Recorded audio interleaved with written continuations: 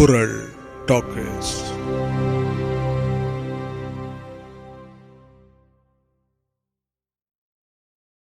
திருச்சபைக்கு வணக்கம். என்றும் போல் இன்றும் நன்றி நவிழலுடன் அவை இனிதே தொடங்குகிறது. நம் வாழ்வின் வழிகாட்டியாம் வள்ளுவப் பெருந்தகையை நன்றி கூறி வணங்கிவிட்டு, நம் அனைவரையும் காத்தருளும் இயற்கை பேராற்றலை நன்றி கூறி வணங்கிவிட்டு, நம் அனைவருக்கும் உணவு கொடுக்கும் உழவர் பெருமக்களை நன்றி கூறி வணங்கிவிட்டு, இந்த உலகத்தில் உள்ள அனைத்து உயிர்களையும் நன்றி கூறி வணங்கிவிட்டு, உலக நல வாழ்த்துக்கு செல்வோம். உலகமெல்லாம் பருவமழை ஒத்தபடி பெய்யட்டும், உழவரெல்லாம் தானியத்தை உவப்புடனே பெருக்கட்டும், பல தொழில்கள் புரிகின்ற பாட்டாளி உயரட்டும், பகுத்துணர்வில் தொகுத்துணர்வு பண்பாட்டை உயர்த்தட்டும், கலகங்கள் போட்டி பகை கடந்தாட்சி நடக்கட்டும், கல்லாமை கடன் வறுமை கலங்கங்கள் மறையட்டும், நல வாழ்வை அளிக்கும் மெய்ஞான ஒளி வீசட்டும், நம் கடமை அறவாழ்வின் நாட்டத்தை சிறக்கட்டும். வாழ்க வையகம், வாழ்க வளமுடன், வளர்க வள்ளுவம். மீண்டும் ஒருமுறை திருச்சபைக்கு குரல் வணக்கம், தமிழ் வணக்கம்.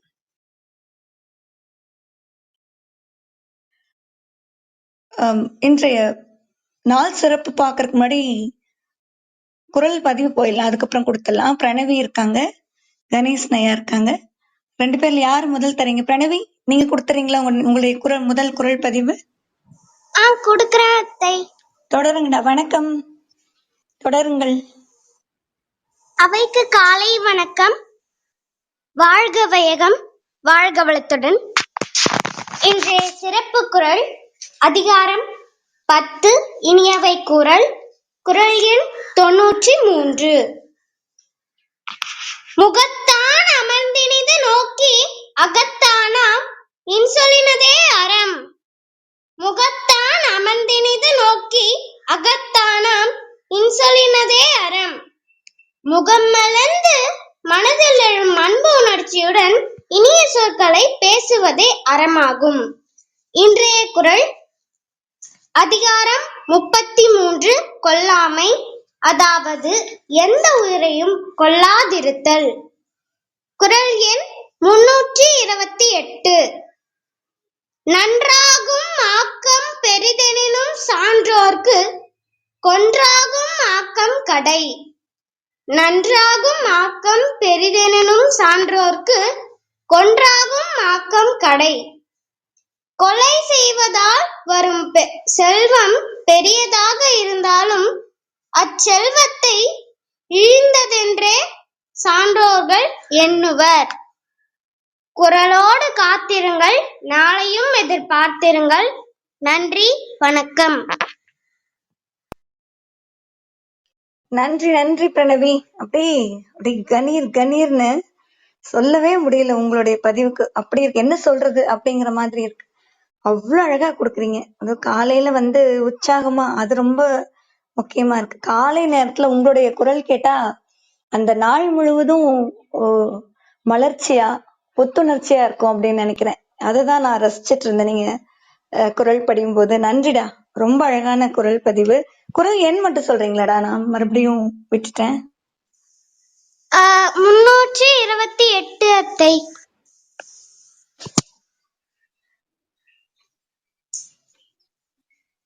ஒரு நிமிடம். அதுக்கு முன்னாடி பூரணி ராஜானா வணக்கம். கீழே விஜய் இணைஞ்சிருக்காரு, வணக்கம். 328. அதாவது நன்மையால் வரும் ஆக்கம் பெரிது அப்படின்னா கூட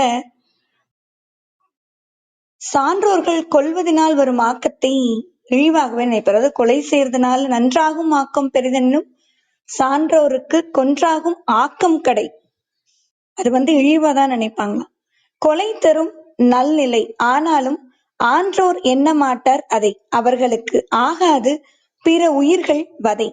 கொலை தரும் நல்நிலை, ஆனாலும் ஆன்றோர் எண்ண மாட்டார் அதை, அவர்களுக்கு ஆகாது பிற உயிர்கள் வதை.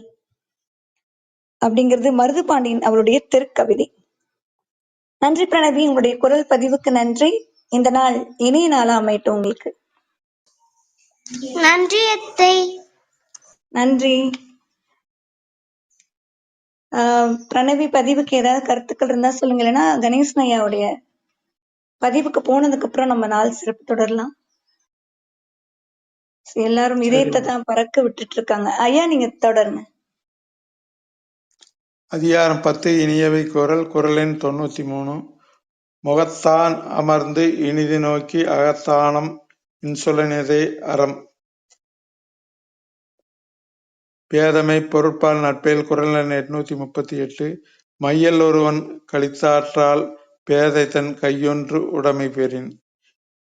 கருணாநிதி விளக்கம். நல்லது கெட்டது தெரியாதவன் பேதை. அந்த பேதையின் கையில் ஒரு பொருளும் கிடைத்துவிட்டால் பித்து பிடித்தவர்கள் கள்ளையும் குடித்துவிட்ட கதையாக ஆகிவிடும். சாலமன் பாப்பையா விளக்கம். அறிவற்றவன் தன்னிடம் ஒன்றைச் சொந்தமாகப் பெறுவது முன்பே பிடித்தவன் கல்லால் மங்கியும் நிற்பது போலாகும். வரதராஜனார் விளக்கம். பேதை தன் கையால் ஒரு பொருள் பெற்றால் பித்து பிடித்த ஒருவன் கல் குடித்த மயங்கினார் போன்றதாகும். நன்றி, வணக்கம்.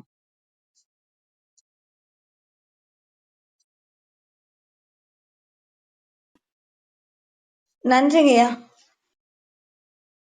முதல் குறள் கொல்லாமை, அடுத்து பேதைமை.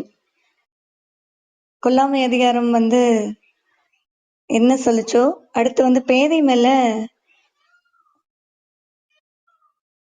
குறள் எண் மறுபடியும் விட்டுட்டேன். குறள் எண் சொல்றீங்களாங்கய்யா? நான் தொடர்றேன். திருக்கவிதை 38. நான் எடுத்துட்டேன், அடுத்து நீங்க தொடர்ந்துக்கோங்க. ஒரே நிமிடம். திருக்கவிதை 838. பித்து பிடிச்ச மயங்கி கிடக்கிறத போலதான் பேதை ஒருத்தரோட கையில் கிடைத்த பொருள். அப்ப எப்படியான ஒரு தோற்றம் இருக்கும் அப்படின்னு நமக்கு காட்சிப்படுத்த முடியுது. கல்லுண்டு மகிழ்பவன் போதை போல கையில் ஒரு பொருள் கொண்ட பேதை. கல்லுண்டு மகிழ்பவன் போதை போல கையில் ஒரு பொருள் கொண்ட பேதை. அப்ப அந்த பேதை கிட்ட ஒரு பொருள் கிடைச்சா அவன் எப்படி அதை பயன்படுத்துவான், அதை வச்சுட்டு அவன் என்ன பண்ணுவான் அப்படின்னு ரொம்ப அழகான குரல் பதிவு கணேசன். இந்த குரல் இப்பதான் ஏதோ முதல் முறையா கேட்கிற மாதிரி எனக்கு தோணுது. நன்றி. பூரணி, ஒரே நிமிடம். நாள் சிறப்பினும் பார்க்கலாம், அதுக்குள்ள குரல் பதிவு போயிட்டேன், நான் அதை முடிச்சிடுறேன், அப்புறம் நீங்க தொடர்ந்துக்கோங்க. அனைவருக்கும் வணக்கம். வணக்கம் வாசிகமா. வணக்கம். என்னோட குரல் மட்டும் கொடுத்துட்டா பதிவு மட்டும் தொடருங்க. நன்றி மேடம்.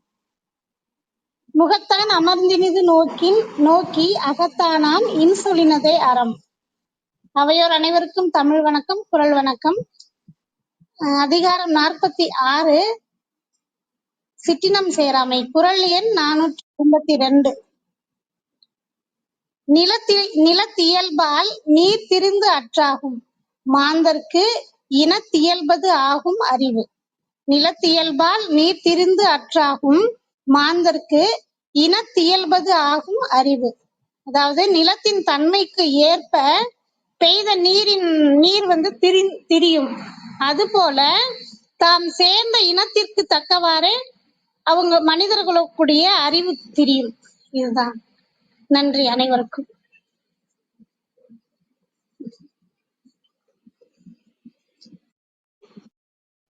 பூரணி தொடருங்க.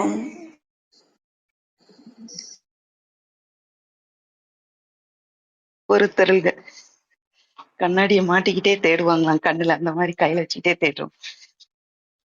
சிறப்பு வாசிக்குமா. மருது அவர்களுடைய திருக்கவிதை. நிலத்தோடு சேர்ந்த நீரும் தன் நிலையில் இருந்து மாறும், அதுபோல் தத்தம் இனத்தோடு ஒன்றாய் சேரும் மக்கள் அறிவும் இறங்கும் ஏறும்.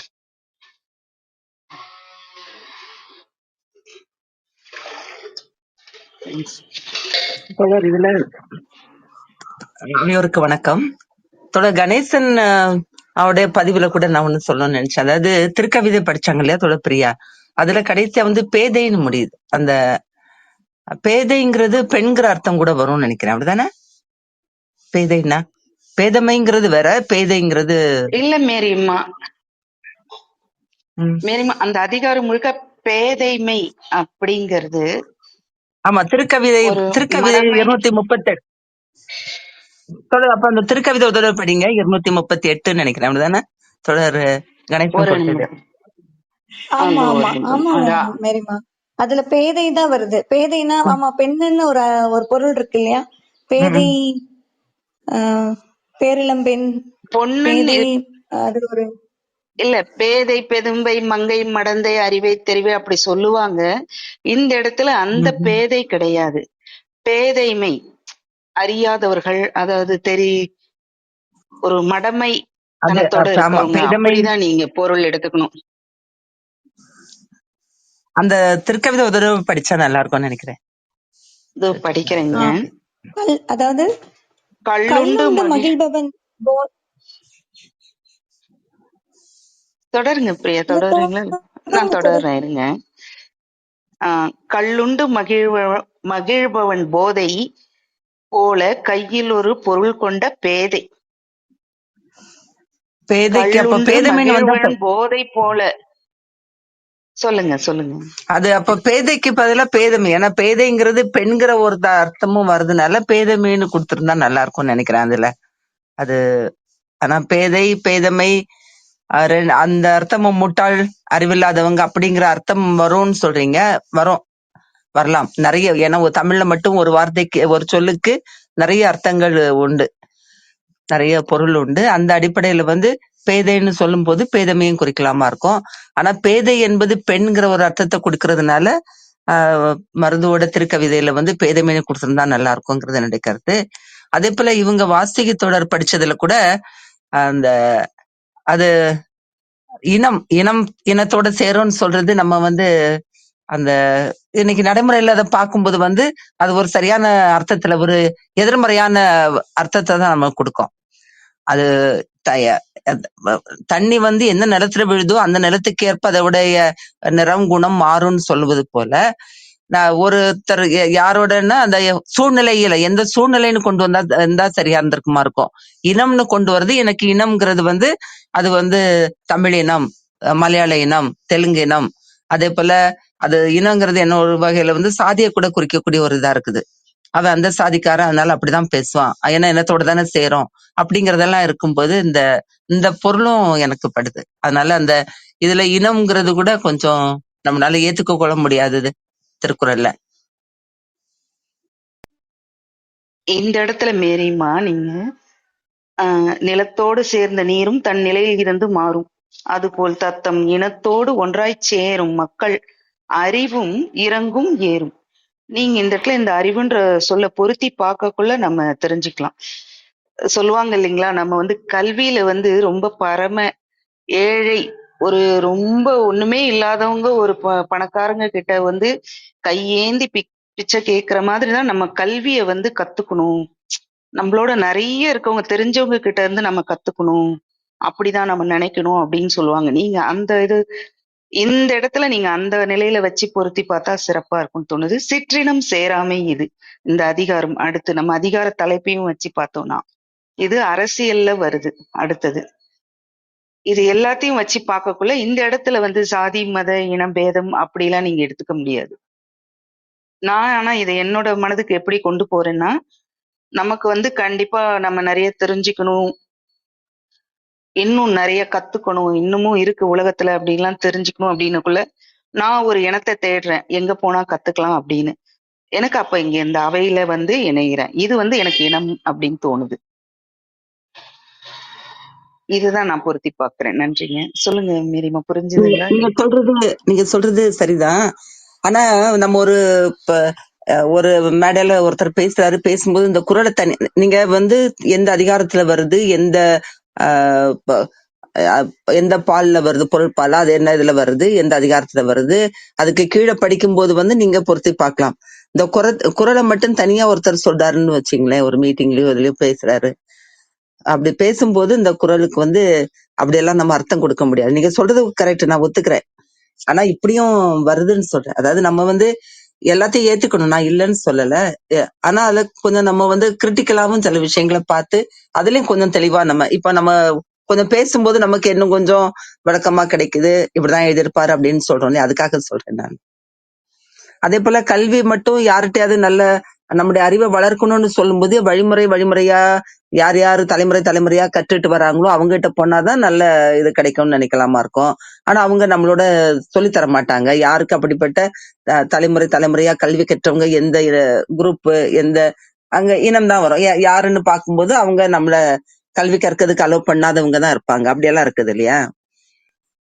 அதனால நம்ம திருக்குறளை நம்ம கிரிட்டிக்கலாவும் பார்க்கணுங்கிறதுல தான் நான் சொல்றேன்.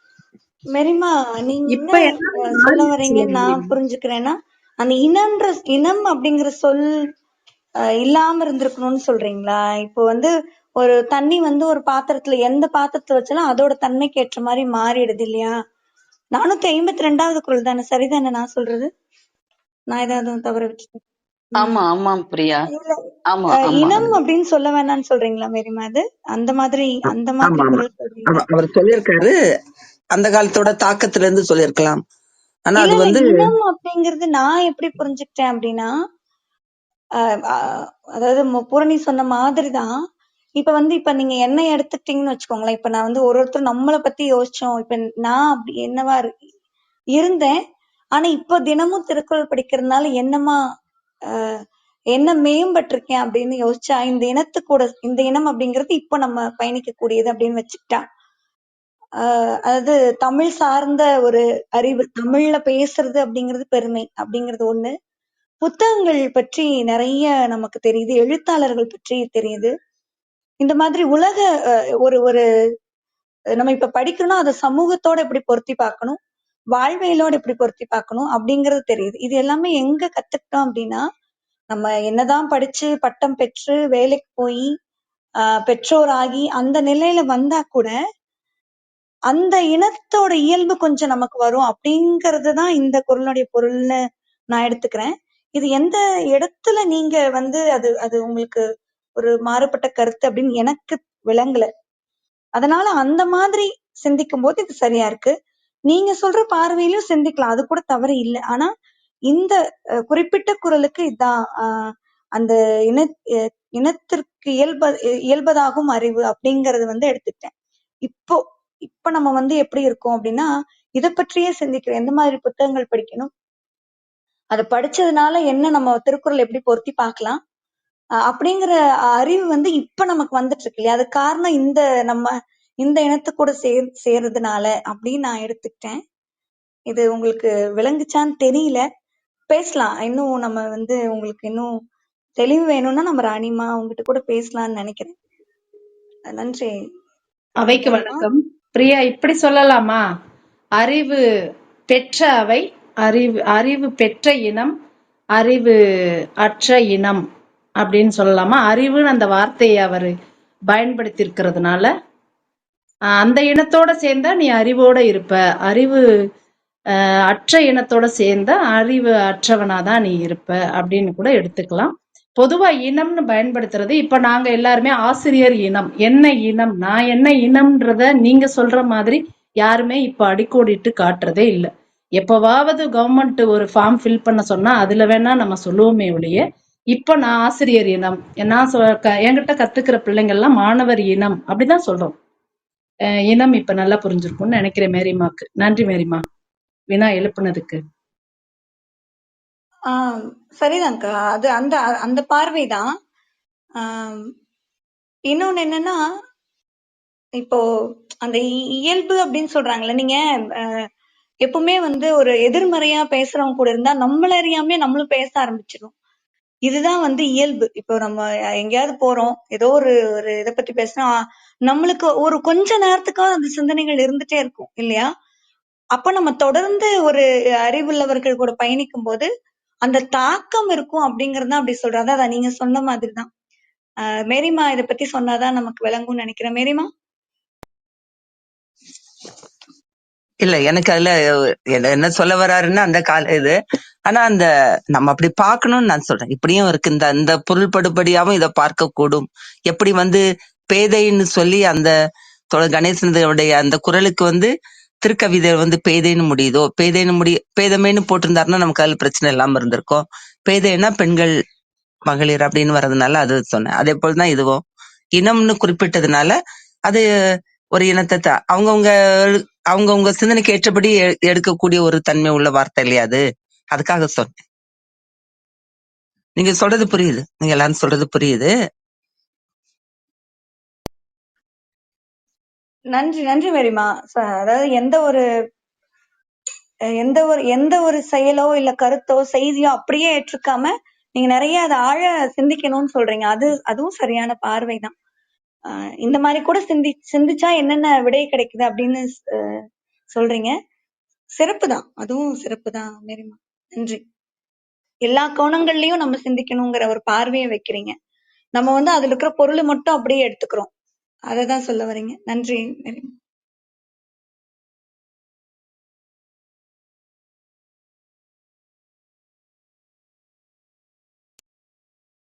நன்றி. அடுத்த பதிவு போலாங்களா? சந்திரன் இருக்கீங்களா? நான் கொடுக்குறேன். அனைவருக்கும் இனிய காலை வணக்கம், திருச்சபைக்கு வணக்கம், தமிழ் வணக்கம், குரல் வணக்கம். குரல் அதிகாரம் அவையின் இன்றைய முற்றுதல் குரல், குரல் அதிகாரம் 10, இனியவை குரல், குரல் எண் 93. முகத்தா நமர்ந்தினிந்து நோக்கி யகத்தானா மின்சொலினிது இறம். முகத்தான் அமர்ந்தினிது நோக்கி யகத்தானா மின்சொலினிது இறம். எனது இன்றைய குரல் வாசிப்பு. பொருட்பால் அமைச்சியல் வினை. குரல் அதிகாரம் 68, வினை செயல் வகை. குரல் எண் 678. வினையான் வினையாக்கி கோடல் நனைகவுள் யானையா தற்று. வினையான் வினையாக்கி கோடல் நனைகவுள் யானையா தற்று. திரு சாலமன் பாப்பே அவர்களின் உரை. ஒரு செயலை செய்யும் போதே இன்னொரு செயலையும் செய்து கொள்வது மதநீர் வழியும் யானையால் இன்னொரு யானையை பிடிப்பது போலாகும். பாவலர் மு. வரதராசனார் அவர்களின் உரை. ஒரு செயலை செய்யும் போது அச்செயலால் மற்றொரு செயலையும் செய்து முடித்து கொள்ளல் ஒரு யானையால் மற்றொரு யானையை பிடித்தலை போன்றது. கலைஞர் மு. கருணாநிதி அவர்களின் உரை. ஒரு செயலில் ஈடுபடும் போது அச்செயலின் தொடர்பாக மற்றொரு செயலையும் முடித்துக் கொள்வது ஒரு யானையை பயன்படுத்தி மற்றொரு ஆகும்.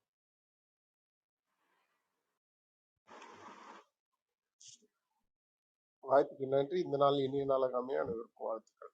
நன்றி, வணக்கம். ஒரு கல்ல 2 மாங்கான்னு சொல்றீங்க. கண்டிப்பாங்க, சிறப்பு. சுருக்கமும் முடிச்சிட்டாங்க, 2 சொல். மருது அவர்களுடைய திருக்கவிதை பிடியால் களிரை பிடிக்கலாம், முடிந்த செயலால் முடியா செயலை முடிக்கலாம். பிடியால் களிரை பிடிக்கலாம், முடிந்த செயலால் முடியா செயலை முடிக்கலாம். சிறப்பு, நன்றி. அடுத்த பதிவு மினிமா கலைச்செல்வி அக்கா, நேரம் இருக்குங்களா? யாருக்கு? நான் கொடுக்கவா? கலை நீங்க வெயிட் பண்ணுவீங்களா? கொடுக்குறீங்களா? அவங்க கிட்ட கலையக்கா நீங்க கொடுக்குறீங்களா? நன்றி பூரணி. இன்றைய முற்றுதல் குரல் மட்டும்தான். இன்று ரொம்ப சீக்கிரம் நான் கிளம்பணும் பள்ளிக்கு, அதனால ஒரு நிமிடம். அவைக்கு வணக்கம், தமிழ் வணக்கம், குரல் வணக்கம். இன்றைய முற்றுதல் குரல் இனியவை குரல், அதிகாரம் 10, முகத்தான். குரல் எண் 93. முகத்தான் அமர்ந்து இனிது நோக்கி அகத்தானாம் இன்சொல் இனிதே அறம். முகத்தான் அமர்ந்து இனிது நோக்கி அகத்தானாம் இன்சொல் இனிதே அறம். முகத்தோற்றத்தால் விருப்பத்தோடு, அதை எப்படி சொல்றாரு அப்படின்னா, முகமே ரொம்ப இனிமையா இருக்கணும், அதுக்கப்புறம் இனிய சொற்களை நீ சொல்லணும். அதுவே அறம்னு சொல்லியிருக்காரு இந்த இடத்துல. எப்படி நல்ல விஷயங்கள் செய்யறது எல்லாமே அறமோ, அது மாதிரி முகத்தோற்றத்திலையும் நீ இனிமையா இருந்தா, இனிய சொல் பேசுனா அதுவே அறம் அப்படின்னு சொல்லியிருக்காரு. இந்த இடத்துல அறம் ஏன் பயன்படுத்தியிருக்கிறாரு அப்படின்னா, பெரிய பெரிய தவறுகள்லாம் நடக்கவே நடக்காது. இன்சொல் பேசும்போது யாராவது தவறா புரிஞ்சுப்பாங்களா? அதெல்லாம் இல்லவே இல்லை. ஏதாவது வேற தீவிரமா ஏதாவது நடக்குமா? எதிர்மறையா ஏதாவது நடக்குமா? நடக்கவே நடக்காது. நல்ல விஷயம் மட்டும்தான் நடக்கும். நல்லது நடக்கிற இடத்துல இருக்கிறது இந்த நடத்தி வைக்கிற இடத்துல இருக்கிறது இது இன்சொல். அதனாலதான் அவரு அறம் அப்படிங்கிறத பயன்படுத்திருக்காருன்னு நினைக்கிறேன். அதனால முகம் மலர எல்லாரையும் நோக்கி அகமலர இனிய சொற்களை கூறுவதே அறவழி பண்பு அப்படிங்கிறாரு. நன்றி நன்றி. வாய்ப்புக்கு நன்றி. அவைக்கு நன்றி.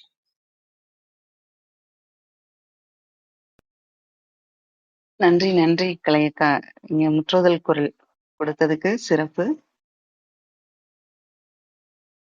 இதற்கு மருது அவர்களுடைய கவிதை மேடம்.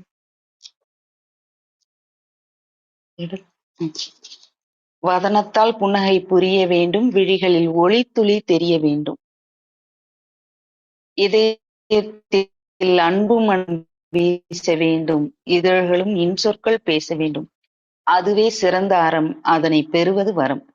வதனத்தால் புன்னகை புரிய வேண்டும், விழிகளில் ஒளித்துளி தெரிய வேண்டும், இதயத்தில் அன்பு மனம் வீச வேண்டும், இதழ்களும் இன்சொற்கள் பேச வேண்டும், அதுவே சிறந்த அறம், அதனை பெறுவது வரம். நன்றி. அதாவது முன்னாடி இருக்க குரல்ல நீங்க அகத்தால வள்ளலா வழங்கினாலும் இன்சொல் சொன்னாலே போதுமானது, அகனமர்ந்து ஈதலின் நன்றி முகனமர்ந்து இன்சொல்லன் ஆகப்பெரி அத சொல்றாரு. அடுத்து ஆனா நீங்க முகம் அகம் எல்லாம் மலர்ந்து இன்சொல் சொன்னா இன்னும் அது அறம் அப்படின்னு சொல்றது சிறப்பு. நன்றி. வணக்கம் ரவியா. தேவா வணக்கம். கேக்குதுங்களா? போர் கனெக்ஷன் கேக்குது தொடர் கேக்குது. இந்த குரலுக்கு உண்மையா நம்ம நேர்மையா இருக்கணும்னு சொன்னா நம்ம ஒரு குழந்தை போல மாறினாதான் முடியும்னு நினைக்கிறேன். அந்த குழந்தைதான் நம்ம முன்னாடி நம்ம அப்படியே முகத்தை பார்த்து அந்த கண்களை விரிச்சு அழகா சிரிக்கும். அப்படிதானே? இதுல அப்படிதானே சொல்லியிருக்கேன். நம்ம முன்னாடி முகத்தான் அமர்ந்து நம்ம நேரா உட்கார்ந்து இனிமையாக பேசி அவங்க இனிமையாக பார்த்து சந்தோஷமா மகிழ்ச்சியா பார்த்து உள்ளத்துல இருந்து இனிய சொற்கள் வருதுதான் அறன்னு சொல்றாரு. அது குழந்தை போன்ற மன உள்ளவங்களுக்கு குழந்தையா மாறும்போதுதான் இது நிகழ்ங்கிற மாதிரி எனக்கு தோணுது. ஒரு குழந்தைக்கு நம்ம எதிரில ஒரு குழந்தை இருக்குன்னு வச்சுங்களேன், நம்மளை பார்த்தோன்னா அது அப்படியே கண்ணு அப்படியே விரியும், அப்படியே சிரிக்கும். அப்படிதானே? எவ்வளவு நுணுக்கமா எழுதியிருக்கிறாரு விருந்தினர் இந்த இனிவை கூறுறது எப்படி சொல்லணும்னு. எப்படிதான் சொன்னாலும் பரவாயில்லன்னு சொல்லாம, வாங்கன்னு ஒரு வார்த்தையில சொல்லாம, எப்படி இருக்கீங்கன்னு ஒரு வார்த்தையில கேட்காம, அவ்வளவு முகமலர்ச்சியோடு நமக்கு எவ்வளவுதான் பிரச்சனை இருந்தாலும் எல்லாத்தையும் உள்ள அடக்கி வச்சுட்டு நம்ம கண்களிலும் முகத்திலும் சொற்களிலும் அந்த மகிழ்ச்சி இனிமை தெரியணும் அப்படிங்கிறாரு. சிறப்பான ஒரு கவி இந்த குரல். நன்றி நன்றி மெரிமா, புரிதலுக்கு. நீங்க பதிவு தொடர்றீங்களா? இன்றைய முற்றுதல் குரல் அதிகாரம் இனிவை குரல், குரல் எண் 93. முகத்தான் அமர்ந்து இனிது நோக்கி அகத்தானாம் இன்சொலினதே அறம். முகத்தான் அமர்ந்து இனிது நோக்கி அகத்தானாம் இன்சொலினதே அறம். என்னுடைய குரல் பதிவு செய்நன்றி அறிதல்ல. செய்யாமல் செய்த உதவிக்கு வையகமும் வானகமும் ஆற்றல் அரிது. குரல் எண் 101. நம்ம எந்த ஒரு உதவியும் செய்யாம இருக்கக்கூடியவங்க நம்முடைய தேவை நமக்கு தேவை ஏற்படும் போது நமக்கு ஏதாவது ஒரு உதவி செய்தாங்கன்னா அந்த உதவிக்கு மண்ணுலகத்தையும் விண்ணுலகத்தையும் கைமாறா கொடுத்தா கூட ஈடாகாது அப்படிங்கிறாரு. குரல் எண் 102. காலத்தினார் செய்த நன்றி சிறிதெனினும் ஞாலத்தின் மானப்பெரிது. காலத்தினார் செய்த நன்றி சிறிதெனினும் ஞாலத்தின் மானப்பெரிது. இதுவும் கிட்டத்தட்ட அதே போலதான். அதே போலன்னா நமக்கு தேவை இருக்கும் போது அது சின்ன ஒரு சின்ன ஒரு செகண்ட்ல செய்து முடிக்கக்கூடிய ஒரு வேலையா இருக்கலாம், அல்லது ஒரு உதவியா இருக்கலாம். அந்த உதவியை கூட அந்த நமக்கு எப்ப தேவைப்படுதோ அப்படி செய்துட்டாங்கன்னா அது இந்த உலகத்தோடும் ஒரு பெரிய உதவியா நமக்கு தெரியணும். அவ்வளவு பெரிய உதவி அது. 103ல பயன் தூக்கார் செய்த உதவி நயன் தூக்கின் நன்மை கடலின் பெரிது. எதையும் எதிர்பார்க்காம செய்யக்கூடிய உதவிங்கிறது இந்த கடலை விடவும் பெரிது அப்படிங்கிறார். அதே போல 104ல திணைத்துணை நன்றி செய்யினும் பனைத்துணையாக கொள்வர் பயன் தெரிவர். ஒரு சின்ன உதவி செய்தால் கூட, அது திணை அளவுக்கு செய்தா கூட அந்த உதவி பனைமரத்தளவுக்கு உயரமா பெருசா பாப்பாங்க. யார் பாப்பாங்கன்னா அந்த உதவியினால பயன் பெற்றவங்க, அதன் பயனை அறிந்தவங்க தான் பாப்பாங்க அப்படிங்கிறாரு. இந்த குறள் எல்லாம் அநேகமா இதுல வரக்கூடியதுல நான் ஒரு 5 குறள் பார்த்தேன். 5வது குறள் நம்ம ஏற்கனவே நான் ஒரு தடவை சொன்னதுதான். 5வது குறள் அந்த உதவி வரைத்தன்று உதவி செய்யப்பட்டார் சால்பின் வரைத்து. நம்ம செய்யக்கூடிய உதவி யாருக்கு செய்யறோமோ அதோட பயனை அந்த அவங்களுடைய பண்பை பொறுத்துதான் அந்த உதவிக்கு மதிப்பும் மரியாதையும் இருக்கும் அப்படின்னு சொல்றாரு. இன்னைக்கு நம்ம நடைமுறையில பார்க்கும்போது நிறைய விஷயங்கள், நிறைய நல்ல பண்புகள் எல்லாம் மறைஞ்சிட்டு போறத பாக்குறோம். அது சின்ன சின்ன விஷயங்களா தான் இருக்கும். முன்னாடி எல்லாம் நம்ம அந்த பஸ்ல போகும்போது நம்ம சின்ன குழந்தையெல்லாம் உட்கார்ந்து இருந்தாங்கன்னா கூட பெரியவங்க யார் ஒருத்தர் வந்தாலும் அந்த குழந்தைய எழுந்து நிக்க சொல்லிட்டு அல்லது தூக்கி மடியில வச்சுட்டு இடம் கொடுப்பாங்க. ஆனா இப்ப நம்ம பாக்குறது எப்படின்னா, பஸ்ல ஒரு சீட் இருந்ததுன்னா பெரியவங்க அம்மாவோ அப்பாவோ யார் வந்தாலும் குழந்தை உட்கார வச்சுட்டு இவங்க நின்னுட்டு இருக்காங்க. அந்த அளவுக்கு இன்னைக்கு மாறிட்டு இருக்குது. அதே போல பக்கத்து வீட்டுல ஒரு நல்லது கெட்டது எதுனாவும் நம்ம ஓடி போய் நிக்கிற வழக்கம் இன்னைக்கு இருந்தது அன்னைக்கெல்லாம். இன்னைக்கு அப்படி இல்லை. இன்னைக்கு போறோம் கடமைக்காக, நம்முடைய பிரசன்ஸ் அங்க இருந்தது அப்படின்னு காட்டுறதுக்காக போய் தலையை காட்டிட்டு வர்ற மாதிரிதான் ஆயிடுது. அப்படி ஒவ்வொரு விஷயமும் நம்ம பார்த்தோம்னு சொன்னா, ஒரு இந்த எங்க எங்க ஊர்ல எல்லாம் அப்போ நான் சின்னதுல பார்க்கும்போது பெரிய வரிசையா தான் இருக்கும். அப்பா இந்த சொந்தக்காரங்க வீடெல்லாம் அப்பாவோட பிறந்தவங்க எல்லாம் பக்கத்துல இருப்பாங்க. ஒரு வீட்டுல காலையில சமைக்கலன்னா கூட யாராவது ஸ்கூலுக்கோ காலேஜுக்கோ சாப்பாடு கொண்டு போகணும்னா பக்கத்து வீட்டுல பெரியம்மா வீட்லயோ பெரியப்பா வீட்லயோ சேர்ந்தாங்கன்னா அங்கிருந்து சாப்பாடு வாங்கிட்டு போகக்கூடிய பழக்கம் உண்டு. அதே போல திடீர்னு ஒரு வீட்டுல ஒரு நான்வெஜ் அன்னைக்கு ஏதோ ஒரு பர்த்டேயோ எதுக்கோ ஒண்ணு நான்வெஜ் செய்தாங்கன்னா எல்லாருக்கும் கொஞ்சம் கொஞ்சம் கொடுக்குற பழக்கம் இருந்தது. அப்படி கொடுத்து உண்றது, வாங்குறதெல்லாம் வாங்கி சாப்பிட்டது, இதெல்லாம் தப்பாவோ இது தெரியல. இதெல்லாம் உறவுகளுக்கு இடையே இருக்கக்கூடிய ஒரு நல்ல ஒரு பண்பா இருந்தது. இன்னைக்கு குழந்தைகிட்ட சாப்பாடு இல்லையா, நீ அந்த பெரியம்மாட்ட போய் அவங்க வீட்டுல சாப்பிட போகாது. பெரியம்மாட்ட போய் எப்படி இருக்கீங்கன்னு கேட்டுட்டு வா, போக மாட்டேங்கிறாங்க. எல்லாமே அந்த ரூம்குள்ள அடைஞ்சிருக்கிற மாதிரி, மொபைலோட கன்ஃபைன் ஆயிருக்கிற மாதிரிதான் நம்ம இன்னைக்கு பார்க்க முடியுது. அப்போ இந்த உதவிங்கிறது அது ஒரு சின்ன உதவி அந்த நேரத்துக்கு செய்தா கூட நம்ம தேங்க்ஸ்னு ஒரு வார்த்தையில என்னை சொல்லிட்டு போயிட்டே இருக்கோம். ஆபீஸ்ல கூட ஒர்க் ஜாஸ்தியா இருக்கும்போது யாராவது ஒரு பக்கத்து சீட்டுக்காரங்க ஹெல்ப் பண்ணாங்கன்னா ரொம்ப தேங்க்ஸ் அப்படிங்கிற ஒரு வார்த்தையில தான் சொல்றோமே ஒழிய, அது இந்த நம்ம அனுபவிச்சு சொல்றோமாங்கிறது இல்லை. இன்னைக்கு எல்லாமே அப்படியே மெக்கானிக்கலா மாறின மாதிரி மனிதர்களும் மாறிட்டு போகக்கூடிய நிலைமைதான் பாக்குறோம். அந்த நேரத்துல இது போன்ற இந்த குறள் எல்லாம் நம்ம ஸ்கூல்ல படிக்கும் போதே திரும்ப திரும்ப படிச்ச ஒரு குறள் தான். ஆனாலும் இதெல்லாம் ஞாபகப்படுத்துவது அவசியம் அப்படிங்கறதுல தான் இன்னைக்கு நான் கொடுத்தேன். நன்றி தோழர்களே. நன்றி நன்றி மேரிமா, சிறப்பு. வேறு யாருக்கும் கருத்துக்கள்?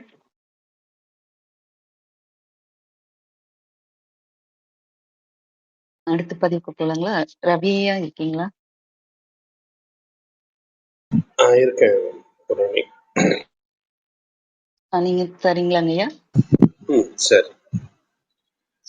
நன்றி. இப்ப அவங்க மேரிமா சொன்னாங்க இல்லையா, அதுக்கு காரணம் நாம தான். குழந்தைங்களுக்கு அதெல்லாம் சொல்லித்தர வேண்டிய இடத்துல இருக்கக்கூடிய நாம சொல்லித்தரது இல்லை. நம்மளே அவங்கள சுயநலவாதிகளா மாத்திட்டோம்.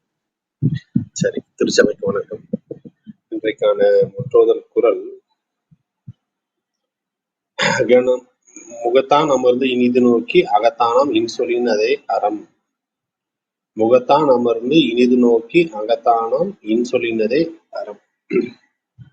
என்னுடைய பதிவு ஒழுக்கமுடைமையில 9வது குறள். ஒழுக்கமுடையவர்க்கு ஒல்லாவே தீய வழுக்கியும் வாயால் சொல்ல. அதாவது தீமை பயக்கின்ற சொல்லையோ இல்ல கருத்து உள்ள ஒரு சொல்லையோ இல்ல சாதாரண ஒரு தீய சொல்லையோ வாய் தவறி கூட அதாவது ஒழுக்கத்தை கடைபிடிக்கக்கூடியவர்கள் சொல்ல மாட்டாங்க. அப்படி சொல்லதும் பொருந்தாது அப்படின்னு சொல்றாரு. அதாவது ஏற்கனவே நான் சொன்ன மாதிரி மனம், அறிவு, உடல் 3 விஷயத்திலையும் நம்ம ஒழுக்கத்தை கடைபிடிக்கணும் இல்லையா?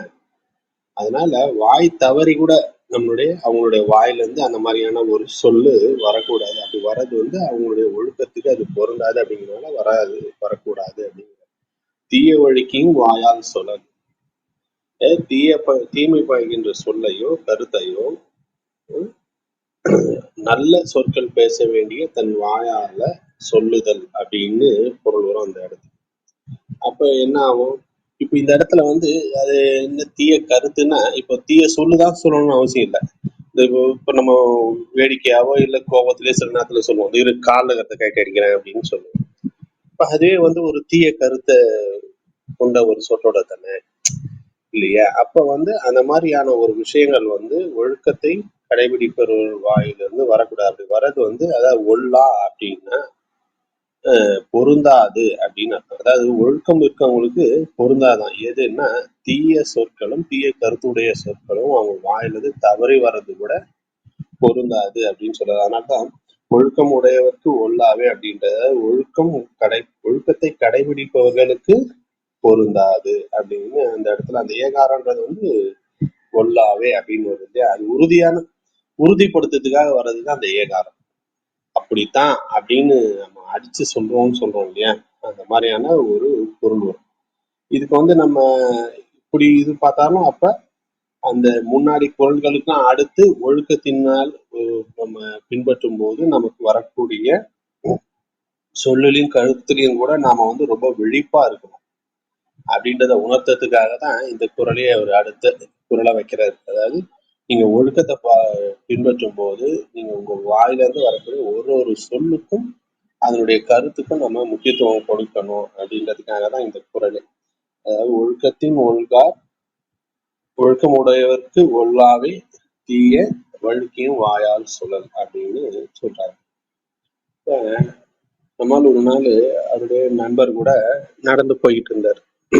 நடந்து போகும்போது எதிர்க்க இன்னொரு நண்பர், 2 பேருக்கும் பொதுவான ஒரு நண்பர், அவர் வந்தார். வந்துட்டு பட்டாருன்னு அடிச்சுட்டாரு நம்மளோட நண்பரை. உடனே நம்மளுக்கு கேட்டாங்க, ஏன்பா அவனை போட்டு அடிச்ச அப்படின்னு.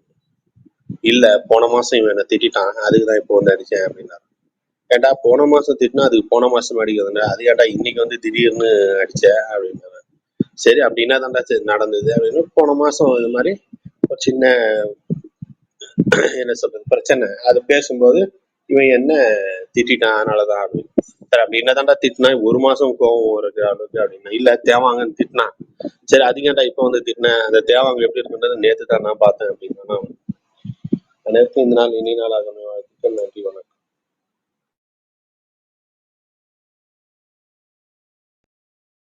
சிறப்பு. 1 மாதமெல்லாம் தொடருது. என்ன ஐயா இது? ஒழுக்கம் உடைமை. சிறப்பான விளக்கம். அழக தெளிவா புரிஞ்சுது. கண்டிப்பா ஒழுக்கமா இருக்கிறவங்க இனிய சொல் தான் பேசும், தீய வழுக்கியும் வாயாற் சொல்லல். முதல் நம்ம இன்றைய முற்றுவதல் குரலுக்கும் இதுக்கும் ரொம்ப பொருத்தி பார்க்கணும்னு தோணுச்சு. சிறப்பு. நன்றிங்க ஐயா. வேற யாருக்கும் கருத்துக்கள் இருக்குங்களா? எல்லாம் இதயம் எல்லாமே கொடுத்திருக்காங்க. சிறப்பு. அடுத்த பதிவு ராஜாயா நீங்க தரீங்களா? தேவா, ராணிமா.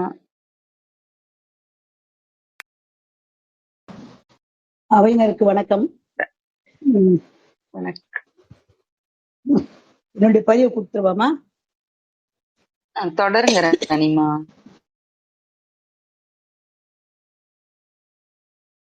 ஒரு நிமிடம்மா. இன்னைக்கு நான் எதுவும் தயார் பண்ணல. கிரக பிரவேசத்துக்கு போயிட்டு இப்பதான் வந்தேன் நான். அவை திருச்சபைக்கு வணக்கம், அவைக்கு வணக்கம், தமிழ் வணக்கம், தொழில் வணக்கம். ஓதலிற் சிறந்து உயர்ந்தோர் தொழ விளங்கி ஏங்கொலி நீர் ஞால இருளகற்றும் மாங்கவற்றுள் மின்னேர் தனியாழி வெங்கதிர் ஒன்று ஏனையது தண்ணீர் இல்லாத தமிழ். இன்றைய முற்றுதல் குரல் அதிகாரம் இனியவை குரல் 10, குரல் எண் 93. முகத்தான் அமர்ந்தினிதி நோக்கி அகத்தானா மின் சொல்லினதே அறம். முகத்தான் அமர்ந்தினிதி நோக்கி அகத்தானா மின் சொல்லினதே அறம். முகத்தால் அமர்ந்து நோக்கி முகத்தால் அமர்ந்து இனிது நோக்கி அகத்தானா மின் சொல்லினதே அறம். இன்றைய குரல் வரிசையில இன்னைக்கு ஒரே ஒரு நிமிடம். நட்பு ஆராய்தல். நட்பு ஆராய்தல்ல பொருட்பால்ல வருதுன்னு நினைக்கிறேன். நட்பாராய்தல் நட்பு பத்தி சொல்லும் பொழுது அஹ், வள்ளுவர் ரொம்ப அழகா சொல்லுவார். செயற்கரிய யாவுள நட்பின் அதுபோல் வினைக்கரிய யாவுள காப்பு அப்படிம்பார். இந்த உலகத்துல ஆஹ் மற்ற உறவுகள் எல்லாமே ரத்த சம்பந்தமான உறவுகளை விட பழக்கத்தின் காரணமாகவோ ஒருவரை ஒருவர் தொடர்பு கொள்ள காரணமாகவோ வரக்கூடிய நட்புக்கு வலிமை அதிகம். எந்த தொடர்பும் இல்லாம அன்பை மட்டுமே அடிப்படையாக கொண்டு வர்றது நட்பு. அதுதான் வள்ளுவர் செயற்கரிய யாவுள நட்பின் அதுபோல் வினைக்கரிய யாவுள காப்புங்கிறார். அது மட்டும் இல்லாம நட்புக்கு இலக்கணம் சொல்லும் பொழுது நம்ம ஒவ்வொருத்தரும் ஒண்ணு சொல்லுவோம். நண்பர் எப்படி இருக்கணும் அப்படின்னா, உடுக்க எழுந்தவன் கை போல அங்கே இடுக்கன் களைவதாம் நட்பு. நண்பருக்கு ஒரு துன்பம் வந்த உடனே அதை நீக்கிற மாதிரி நண்பர்கள் இருக்கணும் அப்படின்னு சொல்லுவாங்க. நான் இந்த ஒரு புத்தகத்துல படித்த இது ஏற்கனவே அவையில பதிவு பண்ணதுதான், அதை இங்க பதிவு பண்ண விரும்புறேன். நண்பர்கள் எப்படி இருக்கணும்னு சொல்றதுக்கு விக்ரமாதித்தன் கதைகளை தொகுத்தவர் அரு ராமநாதன் என்பவர். அவர் அதுல குறிப்பிட்டிருப்பார். அதாவது பால் இருக்குது இல்லையா, பால்ல தண்ணி கலந்து தான் கொடுப்பாங்க விற்கிறவங்க எல்லாமே. இப்ப பொதுவா வீட்டுல கூட கலக்கம், வீட்டுல பசுமாட்டு கறக்கும் போது கூட கொஞ்சம் தண்ணி வச்சுட்டு அதை கறப்பாங்க. அதை இப்படி பாலோட தண்ணீர் சேருது. ரெண்டு நண்பர்கள், பாலும் தண்ணீரும் நண்பர்கள். அப்படி சேரும் பொழுது என்ன ஆகுதுன்னா, பால் என்ன பண்ணுது, தனக்குரிய எல்லா குணத்தையும் நீருக்கு தருது. பாலோட தண்ணி கலந்த பிறகு நம்மால் அதை பிரித்து அறிய முடியாது. அது அப்படி இரண்டரை கலந்து தன்னுடைய குணங்களை எல்லாம் அது தருது. அது நட்பினுடைய ஒரு தன்மை. அடுத்தது அந்த பாலை நம்ம என்ன பண்றோம், அடுப்பின் மீது வைத்து காய்ச்சிரும். அப்படி காய்ச்சும் பொழுது பால் கொதிக்க ஆரம்பிக்குது. அவர் என்ன சொல்றாருன்னா, பால் கொதிக்க ஆரம்பிக்கும் பொழுது தன் நண்பன் கொதிப்பதை பார்க்க தாங்க முடியாம தண்ணீர் என்ன பண்ணுதான், தான் ஆவியாகி தன் நண்பனை காக்க முயலுதான். பால் ஆவியாகுது, அதால அது பால் பொறுத்தவர்களுக்கு நீர் ஆவியாகி, நீர் பால்ல கலந்துள்ள நீரெல்லாம் ஆவியாகி மேல போகுது. அதாவது தன்னை தியாகம் செய்து கொண்டு நண்பனுக்கு உதவுது. உடனே நண்பனுடைய இழப்பை தாங்காத பால் என்ன பண்ணுதான், பொங்கி மேல வருதான் தாங்க முடியாம. அப்ப நம்ம என்ன பண்ணுவோம், பால் பொங்கின உடனே என்ன செய்வோம்னா, ஒண்ணு சிம்ல வைப்போம், இல்லைன்னா முதலடியா செய்ய வேண்டிய காரியம் ஒரு கிளாஸ்ல தண்ணி பக்கத்துல வச்சிருப்பாங்க. கொஞ்சம் தண்ணி எடுத்து அந்த மேல தெளிச்சாக்கா அந்த பால் என்ன ஆகும், பொங்குறது அடங்கிடும். அதாவது திரும்பவும் தன்னுடைய நண்பனை பெற்றால்தான் அது அடங்குமா, இல்லைன்னா பொங்குமா அப்படின்னு சொல்லிட்டு ஒரு குறிப்பு எழுதியிருந்தாரு அவரு. கதைக்கு நடுவுல நிறைய இது மாதிரிலாம் எழுதுவாரு. அது ஞாபகம் வந்தது எனக்கு. அது நண்பர் அப்படி இருக்கணுமா, நண்பன் பிரிவை தாங்காம இருக்கணும், தாங்கும் பொழுது மனசு பொறுக்காம இருக்கணும் அப்படின்றதுக்கு அதை சொல்லுவார். அது இங்க எனக்கு நினைவுக்கு வந்தது. நன்றி, அவைக்கு நன்றி, வாய்ப்புக்கு நன்றி, வணக்கம்.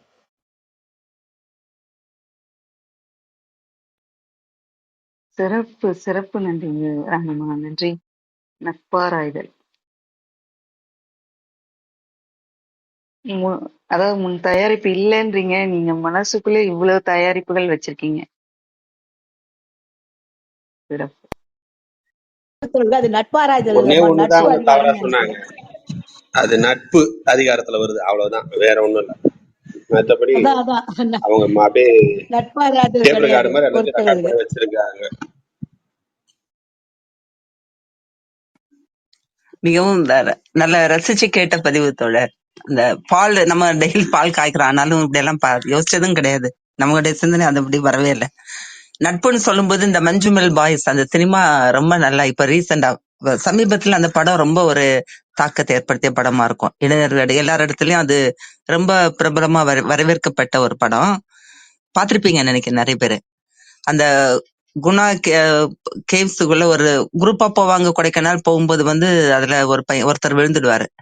அப்ப அவரை காப்பாத்துறதுக்காக மீட்பு படையினர் கூட போக மாட்டோம், இறங்க மாட்டோம்னுடுவாங்க. ஏன்னா அது போனவங்க 23 பேரு என்ன ஆனாங்கன்னு இது வரைக்கும் தெரியலன்னு சொன்ன ஒரு இன்சிடென்ட். அது கவர்மெண்ட் ரெக்கார்ட்ல 23 பேர் அதுல போனவங்க திருப்பி மீட்கப்படல அப்படின்னு செய்தி இருக்கு, குறிப்பு இருக்கு. அதனால யாருமே இறங்க மாட்டோம், நல்ல மழை நேரம், ராத்திரி நேரம் அப்படின்ட்டு இறங்க மாட்டாங்க. அப்ப போன ஃப்ரெண்ட்ஸ்ல ஒருத்தர் இறங்குவாரு, நான் போறேன், என் நண்பருக்காக நான் போறேன்னு சொல்லிட்டு அவர் இறங்கி காப்பாத்தி கொண்டு வரக்கூடிய கதை ரொம்ப நல்லா இருக்கும். நட்பை பத்தி சொல்றதுக்கு இப்ப சமீபத்துல அந்த படம் ஒரு நல்ல ஒரு படமா இருந்தது. உண்மைமா, நானும் அண்மையில பார்த்தேம்மா அத. இப்ப போய் வீட்டுக்கு போய் பால் காய்ச்சணும் இல்லையா, பால் காய்ச்சிட்டு இப்பதான் வந்த உடனே தான் பால் ஞாபகம். அதால இதை பதிவு சொல்லலாம்னு சொல்லிட்டு கையில புத்தகம் கூட இல்லை. நல்லது நல்லது, நன்றி. நீங்க சாதாரணமா சொல்லிட்டீங்க பாலுன்னு. ஆனா உண்மையிலேயே அது போல நட்பு அமையறது கஷ்டம். அதனாலதான் செயற்கரிய ஆவுல அப்படின்னு சொல்லிட்டாரு. ரொம்ப அரிதான் நட்பு. உண்மையா செய்யற நட்புன்றது ரொம்ப ரொம்ப ரொம்ப ரொம்ப அரிதான ஒரு விஷயம். அந்த நட்பு தான் நமக்கு பகைமை நேரத்துல காப்பா இருக்கும் இல்லையா? நீங்க ஆனா பாலும் தண்ணியும் சாதாரண சொல்லிட்டீங்க. ஆனா சேர்ந்தா பிரிக்க முடியுதா? உண்மை ரவி. அது மாதிரி எனக்கு ஒரு தோழி இருக்கிறா. எனக்கு எந்த துன்பம் வந்தாலும் நான் போகலன்னா கூட அந்த இடத்துல எனக்கு பதிலாக நின்றுடுவாங்க. அது உண்மைதான். அது அந்த நட்பினுடைய உணர்வை நான் அறிஞ்சிருக்கிறேன். அதனாலதான் அந்த எப்போ படிச்சது, சின்ன வயசுல படிச்சது, அது மனசுக்குள்ள அப்படியே பதிஞ்சு போச்சு. பல ஆண்டா சொல்லி சொல்லி இன்னைக்கு பால் காய்ச்ச போய் பால் பொங்கிடுச்சான்னு கேட்கும்போது அந்த ஞாபகம் வந்தது. சரி, வீட்டுக்கு இப்பதான் வந்தேன் நான். அந்த உடனே சரி அவைக்கு பதிவு பண்ணிட்டு போலான்னு சொல்லிட்டு. உண்மைப்பா, பாலும் தண்ணியும் எனக்கு பால் காய்ச்சும் போதெல்லாம், பால் பொங்கும் போதெல்லாம் இது ஞாபகம் வரும் எனக்கு. நல்லதுப்பா, நல்லது, நன்றி.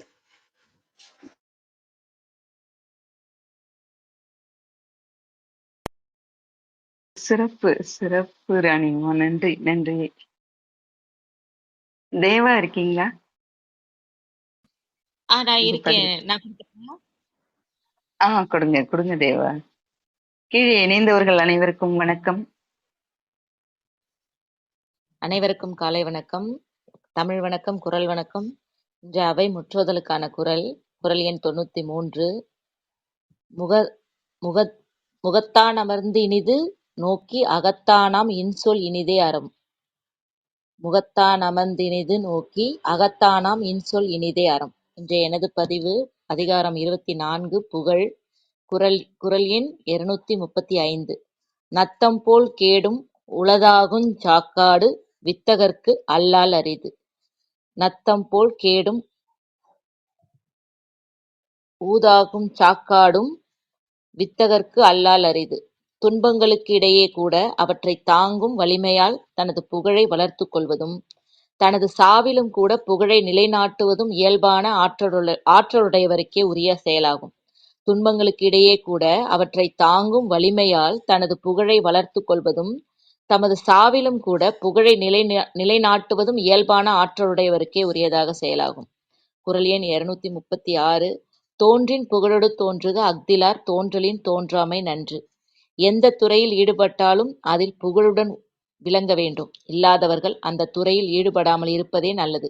எந்த துறையில் ஈடுபட்டாலும் அதில் புகழுடன் விளங்க வேண்டும். இல்லாதவர்கள் அந்த துறையில் ஈடுபடாமல் இருப்பதே நல்லது.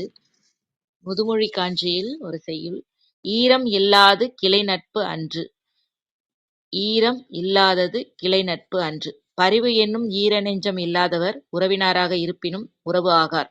நட்பினராக இருப்பினும் நட்பினர் ஆகார். ஆம், அன்பில்லா நெஞ்சம் ஒட்டாது உதவாது. அதற்கு ஒட்டிய குரல் நட்பு அதிகாரத்துல 788. உடுக்கை இழந்தவன் கை போல ஆங்கே இடுக்கண் களைவதாம் நட்பு. அணிந்திருக்கும் உடை உடலை விட்டு நழுவும் போது எப்படி கைகள் உடனடியாக செயல்பட்டு அதனை சரி செய்ய உதவுகிறதோ, அதைப்போல் நண்பனுக்கு வரும் துன்பத்தை போக்க துடித்து செல்வதே நட்புக்கு இலக்கணமாகும். வாய்ப்புக்கு நன்றி, வணக்கம்.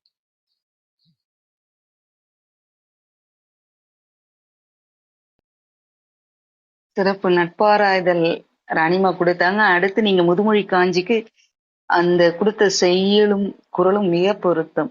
சிறப்பு. அனைவரின் இதயங்களும் உங்களை நோக்கி. குரல் எண் நீங்க புகழ் அதிகாரத்துல கொடுத்தது அதுவுமே சிறப்பா இருந்தது. அதற்கான திரு கவிதை சொல்லுங்க. சொல்லுங்க. நானு 235 குரல் படிச்சேன்ல, அது சரியா படிச்சனா? எனக்கு அடுத்த குரல் தான். சொல்லுங்க ராணி. 235. நத்தம் போல் கேடும் ஊதாகும் சாக்காடு வித்தகர்க்கு அல்லால் அரிது. சரியா படிச்சனா? உளதாகும். அது நத்தம் போல் கேடும் உளதாகும் சாக்காடும் வித்தகர்க்கு அல்லால் அரிது. சரிங்கம்மா, நன்றிம்மா. நத்தம் போல் கேடும் சாக்காடு வித்தகர்க்கு அல்லால் அரிது.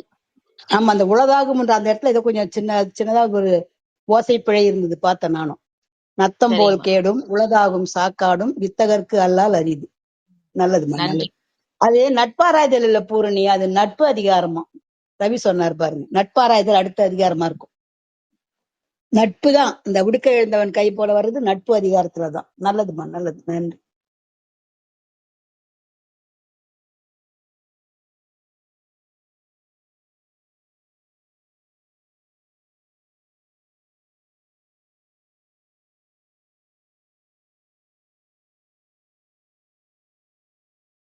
ஆமா ராணிமா, 788வது குறள் உடுக்க இவங்க கொடுத்ததும் மருதன் கொடுத்தாங்க சிறப்பு. நட்புலதான் வருது. தேவா அவர்கள் கொடுத்த குறள் நத்தம் போல் கேடும் உளதாகும் சாக்காடும் வித்தகர்க்கு அல்லால் அரிது. அதற்கான திருக்கவிதை மேனி சாகலாம் மேன்மை சாகா, இருப்பு போகலாம் சிறப்பு போகா, ஆருக்கு அறிவில் சிறந்த ஆளுக்கு.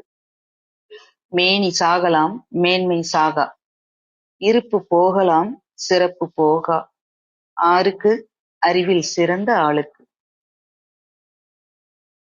236க்கான திருக்கவிதை தோன்றின் புகழோடு தோன்றுக அஃதிலா தோன்றலின் தோன்றாமை என்று. செய்வதில் எல்லாம் சிறப்பாக இரு, செய்ய முடியாததில் சிவனேன் இரு. செய்வதில் எல்லாம் சிறப்பாக இரு, செய்ய முடியாததில் சிவனேன் இரு.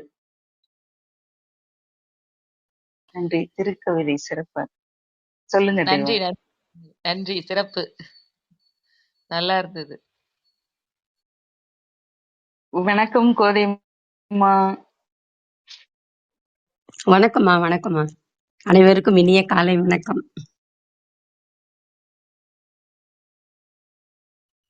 நான் கொடுக்கலாமா பூரணி? கொடுங்கம்மா, கொடுங்க. கொஞ்சம் வெளியில போற வேலை இருக்கு, அதனாலதான் கேக்குறேன். அனைவருக்கும் வணக்கம். நாங்களும் வெளியில போகணும், கொடுத்துருங்க சீக்கிரம், கேட்டு போறேன். நன்றிம்மா, நன்றிம்மா. அனைவருக்கும் வணக்கம். சொல்லம்மா, ஏதாவது சொல்ல வர்றீங்களா பூரணி? இன்றைய முற்றோதல் குறள் 10வது அதிகாரம் இனியவை குறள். அதுல 93வது திருக்குறள். முகத்தான் அமர்ந்து இனிது நோக்கி அகத்தானாம் இன்சொல் இனிதே அறம். முகத்தான் அமர்ந்து இனிது நோக்கி அகத்தானாம் இன்சொல் இனிதே. இன்றைய குறள் என்னுடைய பதிவு நானுமே நட்பு தான் எடுத்துட்டு வந்திருக்கேன். அது கேட்கும் போதே எனக்கே ஆச்சரியமா இருந்தது, தேவா படிக்கும் போது. அதை பத்தி சொல்லிடுறேன். இதுல 783வது திருக்குறள். நவில்தோறும் நூல் நயம் போலும் பயில்தோறும் பண்புடையாளர் தொடர்பு. அதாவது நூலை கற்குந்தோறும் நமக்கு இந்த நூல் பொருள் நமக்கு இன்பம் தருவது போல இருக்கும். அது எப்படி இருக்குன்னா, பண்பாளர் நட்பு பழகுந்தோறும் நமக்கு இன்பத்தை தரும். பண்பாளர் நல்லவர்களோட நம்ம பழகும் போது அவங்க சொல்ற ஒவ்வொரு சொல்லும் வார்த்தைகளும் நமக்கு இன்பத்தை மகிழ்ச்சியை கொடுக்கும். அதுக்குதான் நண்பர்களோட நம்ம சேர்ந்து இருப்போம் எப்பயுமே. அதுதான் நம்ம மனசு அங்கதான் போய் நிக்குமே தவிர உறவினர்கள் கூட இருக்காது, வீட்டுல இருக்கிறவங்க கூட இருக்காது. அதிகமா நட்பை தான் நம்ம யோசிச்சுக்கிட்டே இருப்போமே கூட சொல்ல போனா அதிகமா. அது நமக்கு இன்பத்தை தருது. அதே போலதான் நம்ம நூல்களை கற்க கற்க அதனுடைய நூலுடைய பொருள் இன்பத்தை தருது அப்படின்னு வள்ளுவர் சொல்லியிருக்காரு. இது கொஞ்சம் விளக்கமா சொல்லிடுறேன். நம்ம எப்போது கேட்டாலும் திருக்குறள் நன்றாக இருக்கும்.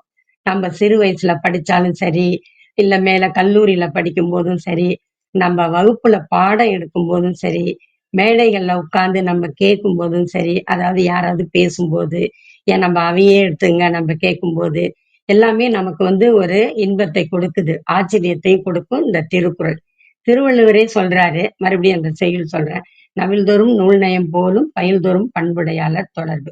அதாவது நல்ல புத்தகங்களை நாம புரட்டி படிக்கிற போது நூலினுடைய பொருள் நமக்கு இன்பத்தை தரும். அதோடு கூட நமக்கு நல்ல யோசனைகள் வேற வரும். அந்த இதை படிச்சுட்டே இருக்கும்போது அதை கேட்கவோ, பெரியவர்கள் பேசும்போது கேட்கும் போதோ, இல்ல திருக்குறளை படிக்கும் போதோ, நல்ல புத்தகங்கள் படிக்கும் போதோ நமக்கு பல யோசனைகள், நல்ல யோசனைகள் வரும். அதே போல நல்ல நண்பர்களோடு பழகும்போது நமக்கு புது புது விஷயங்களை நமக்கு கொடுத்துக்கிட்டே இருப்பாங்க. உதாரணத்துக்கு நம்ம திருக்குறள் அவையே ஒவ்வொரு நாளுமே ஒவ்வொரு புதிய செய்திகளை ஒவ்வொருத்தருமே கொடுக்கறது மாதிரி. தற்போது எவ்வளவுதான் அறிவியல் வளர்ச்சி வளர்ந்திருந்தால் கூட நட்புன்னு ஒண்ணுக்கு இணையா எதுவுமே கிடையாது. ஏன்னா அம்மா அப்பாவை நாம தேர்ந்தெடுக்க முடியாது. நிறம், உடல் அமைப்பு இதையெல்லாம் கூட நம்ம தேர்ந்தெடுக்க முடியாது.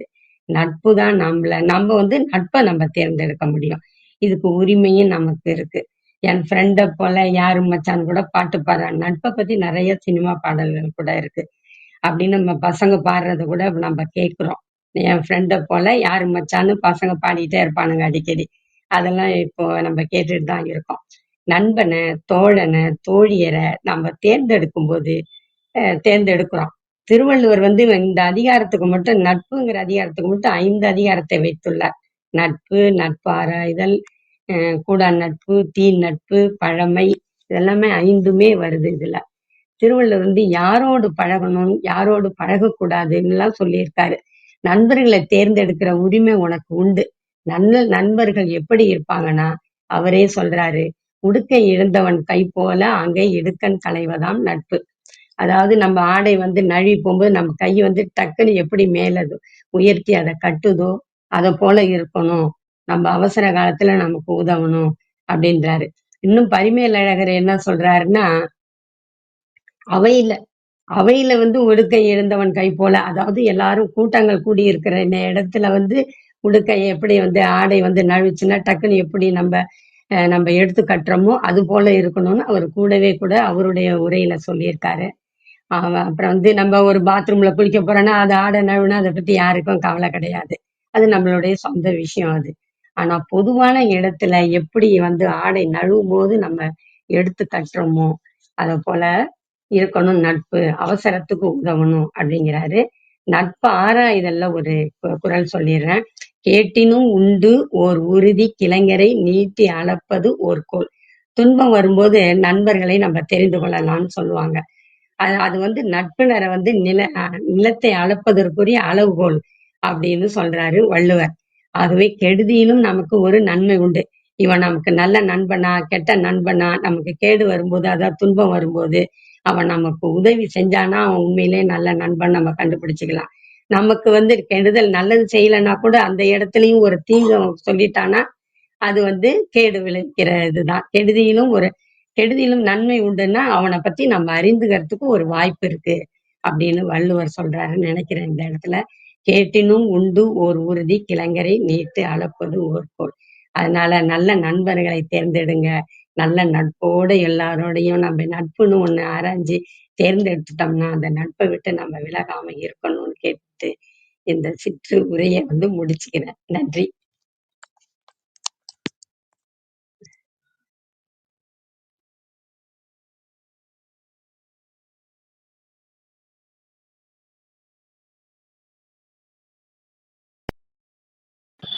ராணிமா சிறப்பா இருந்தது. சொல்லுங்க பிரியா. யாரும் பேசல, நான் வெளியில இருக்கேன்.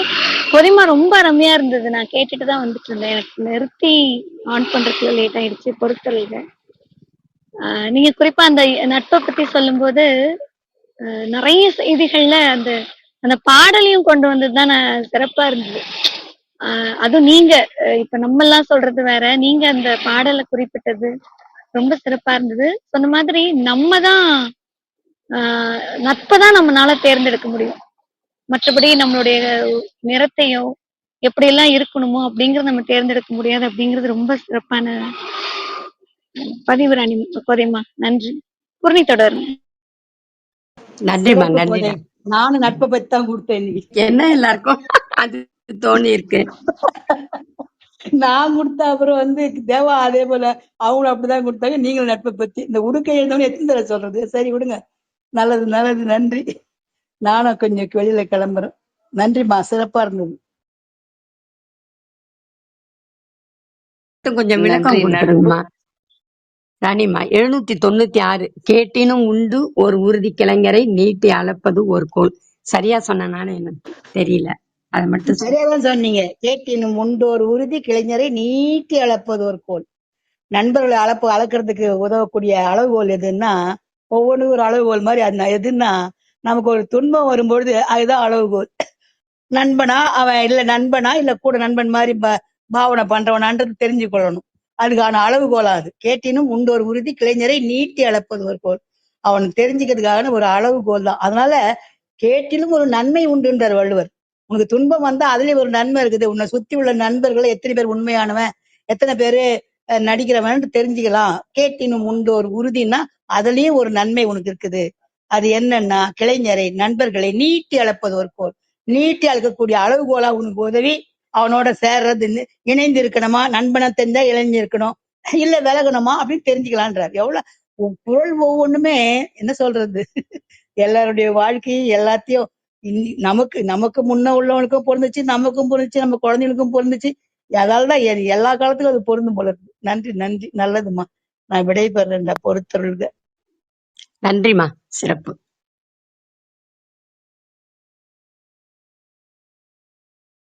நன்றி ராணிமா, கோதைமா, தேவா, எல்லோருமே இன்னைக்கு நட்பு கொண்டு வந்து கொடுத்தது சிறப்பு.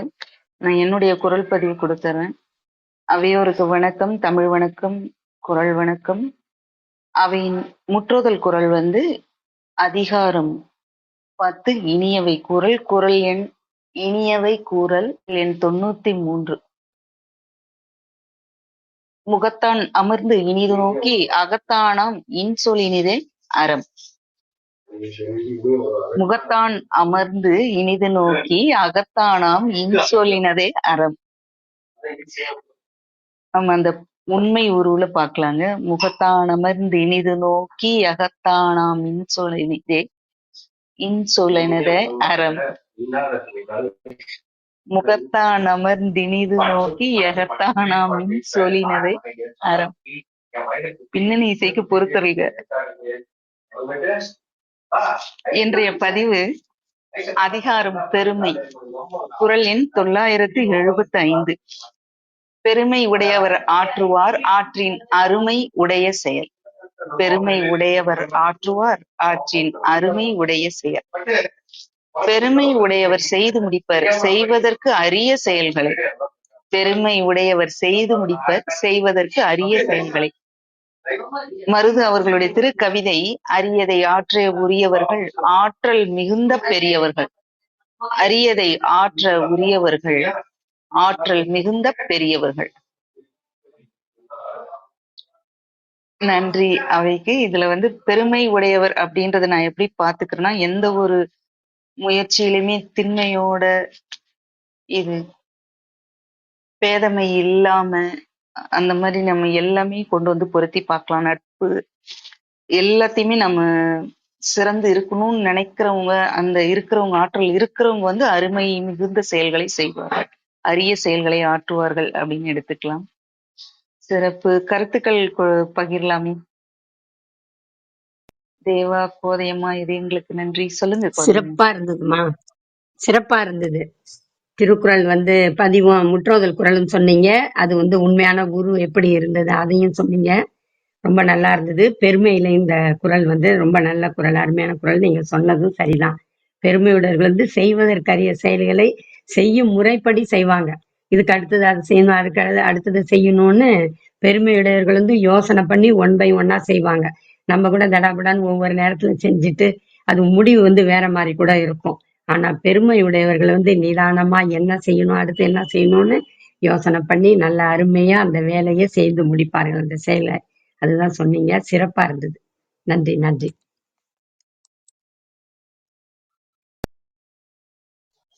நன்றி பூரணி, சிறப்பா இருந்தது. உங்க குரல் பதிவு நான் இப்பதான் சொல்ல முடிஞ்சது. இறுதியா நீங்க கோதைமா சொன்ன மாதிரி அந்த முறைப்படி செய்வாங்க அப்படின்னு சொன்னது ரொம்ப அருமையா இருந்தது. நன்றி நன்றி. நான் என்னோட பதிவு கொடுத்துறேன். அவையினுடைய முற்றோதல் குரல் அதிகாரம் 10 இனியவை கூறல். குரல் எண் 93. முகத்தான் அமர்ந்தினிது நோக்கி முகத்தான் அமர்ந்தினிது நோக்கி எகத்தானாம் இன்சொல்லினதே அறம். முகத்தான் அமர்ந்தினிது நோக்கி அகத்தானாம் இன்சொல் இனதே அறம். குரல் வணக்கம், தமிழ் வணக்கம். அதிகாரம் 30 வாய்மை. குரல் எண் 293.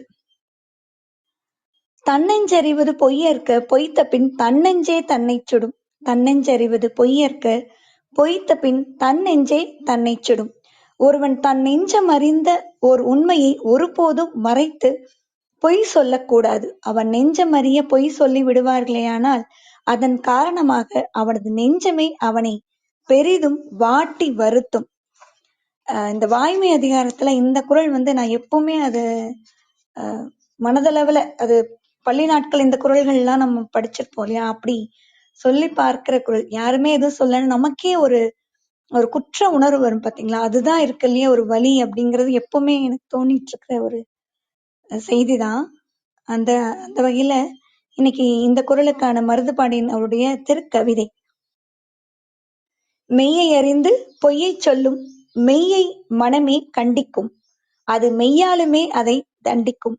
மெய்யை அறிந்து பொய்யை சொல்லும் மெய்யை மனமே கண்டிக்கும், அது மெய்யாலுமே அதை தண்டிக்கும் அப்படிங்கிறது திருக்கவிதை. இன்றைக்கான பதிவு திருக்குறள் களஞ்சியத்திலிருந்து திருமிகு சோம வீரப்பன் அவர்கள் கொடுத்த பதிவு. இதனுடைய தலைப்பு பின் இருக்கையிலிருந்து கார் ஓட்டலாமா. பின் இருக்கையிலிருந்து கார் ஓட்டலாமா. என்னோட உறவினரோட திருமண ஏற்பாடுகளுக்கு குடும்பத்தோட காரைக்குடிக்கு போயிட்டு இருந்தோம். நல்ல செட்டிநாட்டு சாப்பாட்டுக்கு ஆசைப்பட்டு பலரும் சிபாரிசு செஞ்ச கருப்பாய் அக்காவை சமையலுக்கு அமர்த்தி இருந்தாங்க. அவங்களுடைய கருணைக்கிழங்கு கெட்டி குழம்பு, வாழைத்தண்டு, வெள்ளை பணியாரம், ரெங்கோன் புட்டு எல்லாம் ரொம்பவே பிரசித்தம். ஆனா கல்யாண வேலைக்கு உதவிக்கு வந்த அவங்களுடைய உறவினர் ஆச்சி ஒருத்தரும் அருமையா சமைக்க கூடியவர் அப்படிங்கறதால சமையல் மேற்பார்வை அவங்க கிட்ட கொடுக்கப்பட்டுச்சு. ஆனா ஆச்சியோ இன்னது சமைக்கணும் அப்படின்னு சொல்றதோடு நிக்காம கருப்பாயக்கா பின்னாடியே நின்னுட்டு இப்படி நறுக்கணும் அப்படி தாளிக்கணும் அப்படின்னு நச்சரிச்சா என்ன நடந்தது அப்படிங்கறத நான் சொல்லாமலே உங்களுக்கு தெரியும். விளம்பர உலகத்தோட தந்தையான டேவிட் ஒக்லியும் கூட உங்களை விட கெட்டிக்காரர்களை வேலைக்கு எடுங்க, அதுக்கப்புறம் அவங்கள சேவை செய்ய விட்டுடுங்க அப்படின்னு சொல்லியிருக்காரு. என்னுடைய மற்றொரு நண்பர் ரொம்பவே அலசி பார்த்து திறமையும் பல ஆண்டுகள் விபத்தே இன்றி கார் ஓட்டிய அனுபவம் கொண்ட ஓட்டுநர் ஒருத்தரை பணியில சேர்த்தார். ஆனா நம்முடைய நண்பரோ கார்ல போயிட்டு இருக்கும் போதெல்லாம் பின்னாடி உட்கார்ந்துட்டு மெதுவா ஓட்டு, இது அபாயகரமான வளைவு, முந்தாத, சைக்கிள்காரன் எதிரில வர்றான் அப்படின்னு விடாம ஏதாவது சொல்லிட்டே வருவர். பாவம் அந்த ஓட்டுநர் ஒரு நாள் நண்பர் செஞ்ச ஆர்ப்பாட்டத்துல குழம்பி பதறி வண்டிய பள்ளத்துல இறக்கிட்டார். வண்டி வேகமா போகும்போது மனிதன் சாலைய பாப்பானா, வாகனங்களை கவனிப்பானா, அல்லது முதலாளி சொல்றதுதான் கேட்பாரா? அமெரிக்க இராணுவ தளபதி ஜார்ஜ் பாட்டன் சொன்னது சிந்திக்கத்தக்கது. பணியாளர்கள் என்ன செய்ய வேணும் அப்படின்னு சொல்லுங்க, எப்படி செய்ய வேணும் அப்படிங்கறது அல்ல. அவங்களுடைய வெற்றிகள் உங்களை வியப்பில ஆழ்த்தும். அலுவலகங்கள்லாம் பார்த்திருப்போம். சில மேலதிகாரிகள் ஒருத்தர்கிட்ட பொறுப்பு கொடுத்ததுக்கு அப்புறம் அவரை வேலை செய்ய விடாம சும்மா நைன்னு ஏதாவது யோசனைகள் விமர்சனங்கள் சொல்லிட்டே இருப்பாங்க. வேற சில மகானுபாவன்களோ தினமும் மாலையில என்கிட்ட என்னென்ன செஞ்ச அப்படிங்கறத சொல்லிடு அப்படின்னு சொல்லுவாங்க. ஐயா, ஒருத்தர்கிட்ட ஒரு வேலையை கொடுத்தா முதல்ல அவங்கள அந்த வேலையை செய்ய விட வேணும் இல்லையா? பாதி வேலை நடந்துட்டு இருக்கும் போதே தலையிட்டா எப்படி? இதுக்கு காரணம் அவங்களோட திறமையிலோ நாணயத்திலோ சந்தேகம் வர்றதுதான். நம்பி கொடுத்ததுக்கு அப்புறம் நம்பிக்கை இழக்கலாமா? இதனால வேலை செய்பவங்களுக்கு மனத்தாங்கல் தான். வேலையை கொடுத்தவருக்கும் நிம்மதி இல்லை, வேலையை ஒழுங்கா செய்ய முடியாது. கொடுத்த பணி சரியா நடந்ததா இல்ல ஆய்வு செய்யணுமா, அதாவது மானிட்டர் பண்ணுமா வேண்டிய அவசியமே இல்லை. ஆனா எப்பொழுது வேலைக்கு இடைஞ்சலாவா? ஒருத்தரை ஆராயாம பணி அமர்த்துறதும் தேர்ந்தெடுத்து பணியில் அமர்த்தியவர் மேல சந்தேகம் கொள்றதும் தீராத தொல்லையை தரும் அப்படின்னு வள்ளுவர் சொல்றார். அந்த குறள் 510வது குறள். தேரான் தெளியும் தெளிந்தான்கண் ஐயுறவும் தீரா இடும்பை தரும். தேரான் தெளிவும் தெளிந்தான்கண் ஐயுறவும் தீரா இடும்பை தரும் அப்படிங்கிறது குறள். அதாவது ஒருத்தரை வேலைக்கு எடுக்கிறதுக்கு முன்னாடி ஆராய்ஞ்சு பார்க்கணும். ஒருவேளை ஆராய்ந்து பார்த்து வேலை செஞ்சதுக்கு அப்புறம் நம்ம அவரை அது இடைமறிக்க கூடாது அப்படிங்கிற பொருள். இதோட அதிகாரம் தெரிந்து தெளிதல். அதிகாரம் 51. வாய்ப்புக்கு நன்றி, வணக்கம்.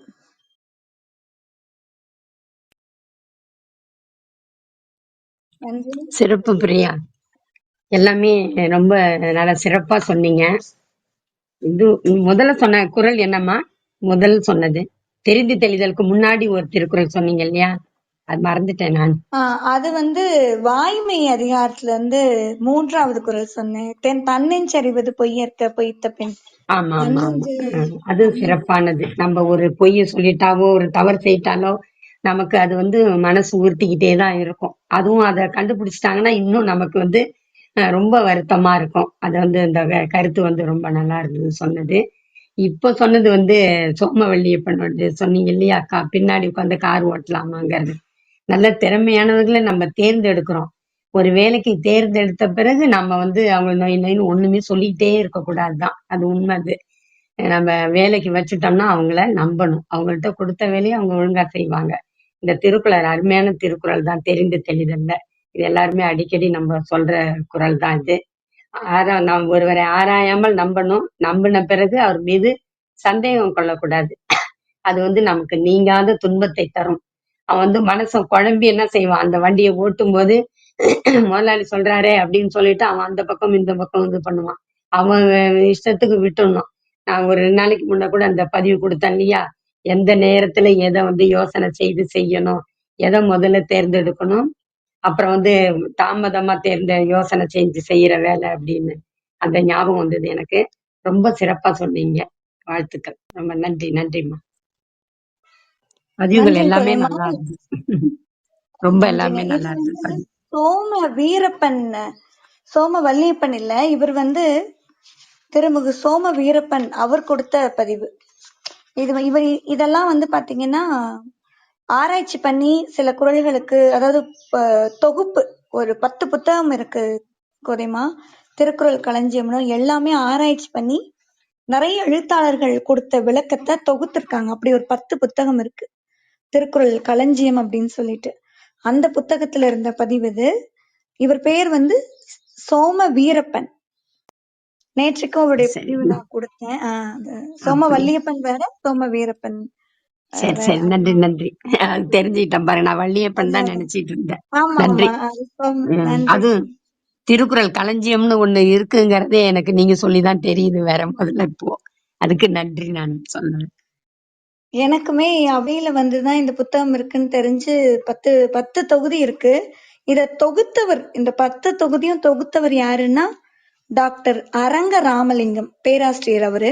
அவருதான் தொகுத்திருக்காரு. பெரிய பெரிய பெரிய புத்தகம் கோதைமா. அதுல அவ்வளோ செய்திகள் இருக்கு ஆராய்ச்சி பண்ணி. அது அது வந்து நம்ம தினமும் கொடுக்கலாம், அந்த அளவுக்கு இருக்கு. ரொம்ப சிறப்பா இருக்கு இந்த புத்தகம். ஆனா இதே மாதிரி பதிவுகள் இருக்குமா? அப்படி இருக்காது. நிறைய ஆராய்ச்சி கட்டுரைகள் இருக்கும், அது ஏன் இதை சொல்றாங்கன்னு இருக்கும்.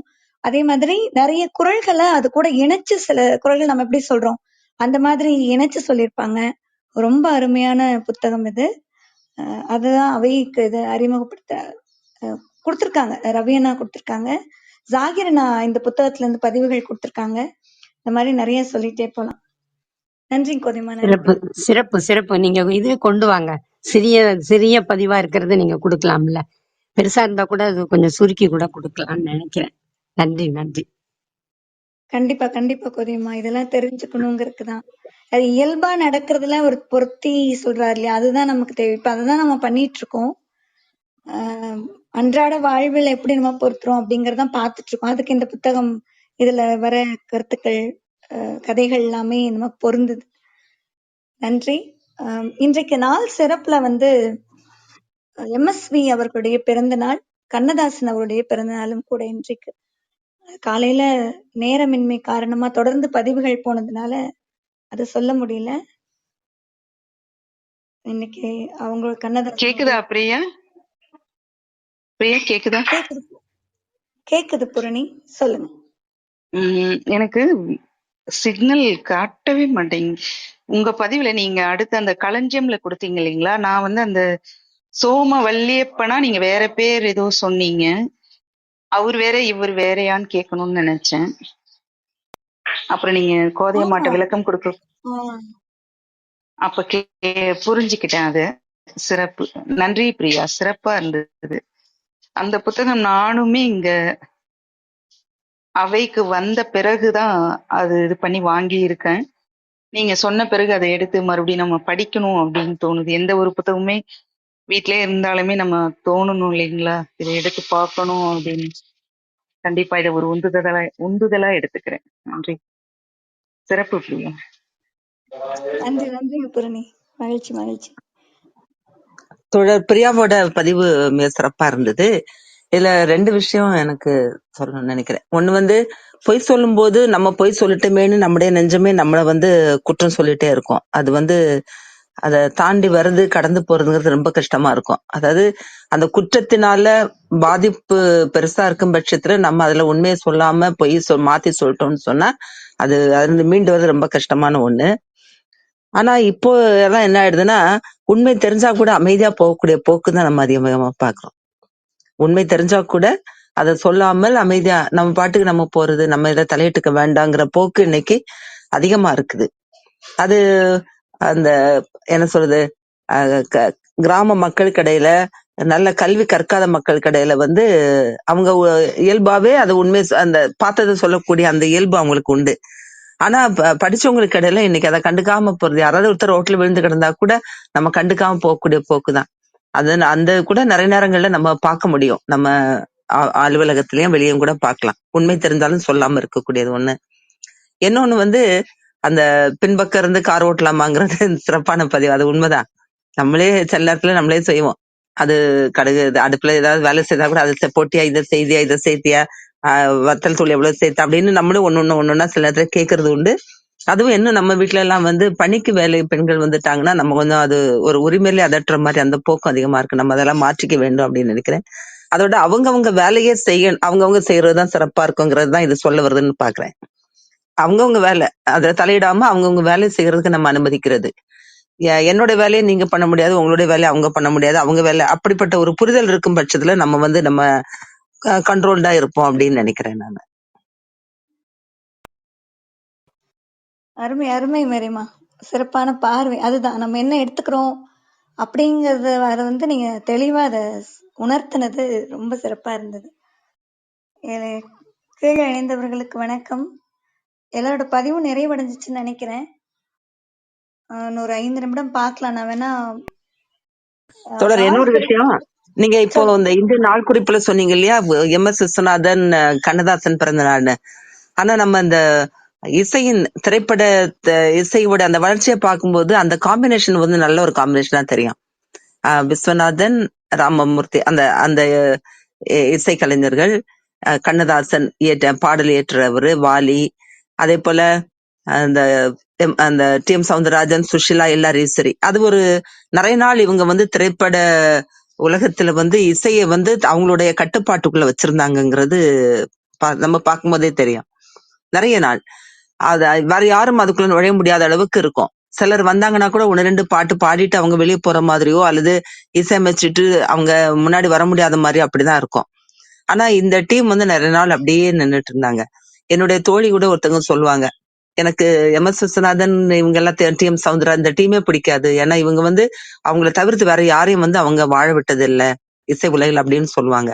ஆனா அவங்களுடைய பங்களிப்புன்னு பார்க்கும்போது மிக சிறப்பான பங்களிப்பு. ஒருத்தருக்கு ஒருத்தர் அவங்க கான்சியஸா அப்படி பண்ணாங்களான்னு தெரியாது, அப்படி கண்டுபிடிக்க முடியாத அளவுக்கு அவங்களுடைய உழைப்பும் அவங்களுடைய அந்த என்ன சொல்றது அவுட்கம்மும் அப்படி இருந்தது. நல்ல சிறப்பான இசை, சிறப்பான பாடல். டி எம் சவுந்தரராஜனுடைய குரலை நம்ம கேட்டோம்னா அது எம்ஜிஆருக்கும் பொருந்தி வரும், சிவாஜிக்கும் பொருந்தி வரும், எல்லாருக்கும் பொருந்தி வர மாதிரி இருக்கும். கலைஞர் அந்த அந்த கண்ணதாசன் அவருடைய அந்த எழுத்து எல்லாரும் எல்லா நேரங்களுக்கும், இப்ப நம்ம சோகமா இருந்தோம்னா ஒரு பாட்டுன்னா அவர் பாட்டு தான் ஞாபகத்துக்கு வரும். அதே போல ஒன்னொன்னுக்கும் ஒவ்வொரு இதுக்கும் அவருடைய பாட்டு ஞாபகத்துக்கு வரக்கூடியது. அவங்களுடைய பங்களிப்புங்கிறது இன்னைக்கு மிகவும் சிறப்பான பங்களிப்பா தான் நம்ம பார்க்க வேண்டியிருக்கு. இன்னைக்கு இவ்வளவு தூரத்துக்கு வளர்ந்து ஏஆர் ரகுமான் போன்ற பெரிய பெரிய கலைஞர்கள் வந்தா கூட அதுக்கு அடிப்படை இதுதான். இவங்க எல்லாம் ஒரு அளவுக்கு கொண்டு விட்டதுக்கு மேலதான் அவங்க வளர்ந்து வராங்கன்னு தான் பார்க்க வேண்டியிருக்கு. அவங்களுடைய பிறந்த நாள் நமக்கு, அவங்க தமிழ்நாட்டுல பிறந்து தமிழ் இசைக்கு அவங்களுடைய பங்களிப்பை நம்ம கண்டிப்பா போற்றியாக வேண்டும் நினைக்கிறேன் நான். நன்றி மேரிமா. ரொம்ப அழகா விளக்கு. நீங்க சொன்ன மாதிரி விமர்சனங்களை தாண்டி அவங்களுக்கு இருக்கக்கூடிய நட்பு, இதனால நமக்கு கிடைத்த பாடல்கள், இசை எவ்வளவு ஆற்றுப்படுத்தும் ஒருத்தரை அப்படிங்கிறத இவர்களாலதான் நம்ம அனுபவிச்சுட்டு இருக்கோம். மகிழ்ச்சியா இருக்கும். அவரை பற்றின குறிப்பு மட்டும் பாத்திரலாம் இன்னைக்கு நேரம் இருக்கிறதுனால. எம்எஸ்வி அவர்களுடைய பிறந்த நாள் ஜூன் 24. கேரளால பாலக்காட்டுக்கு பக்கத்துல இருக்கிற எலப்புள்ளி கிராமத்துல 1928 பிறக்கிறாரு. 4 வயதுல இவரோட தந்தை இறந்துடுறாங்க. கண்ணனூர்ல தாத்தா வீட்டுல வளர்றாரு. பள்ளியில படிச்சதே இல்ல. தியேட்டர்கள்ல நொறுக்கு தீனி விட்டிருக்காரு. நீலகண்ட பாவதர் கிட்ட இசை பயின்றிருக்காரு.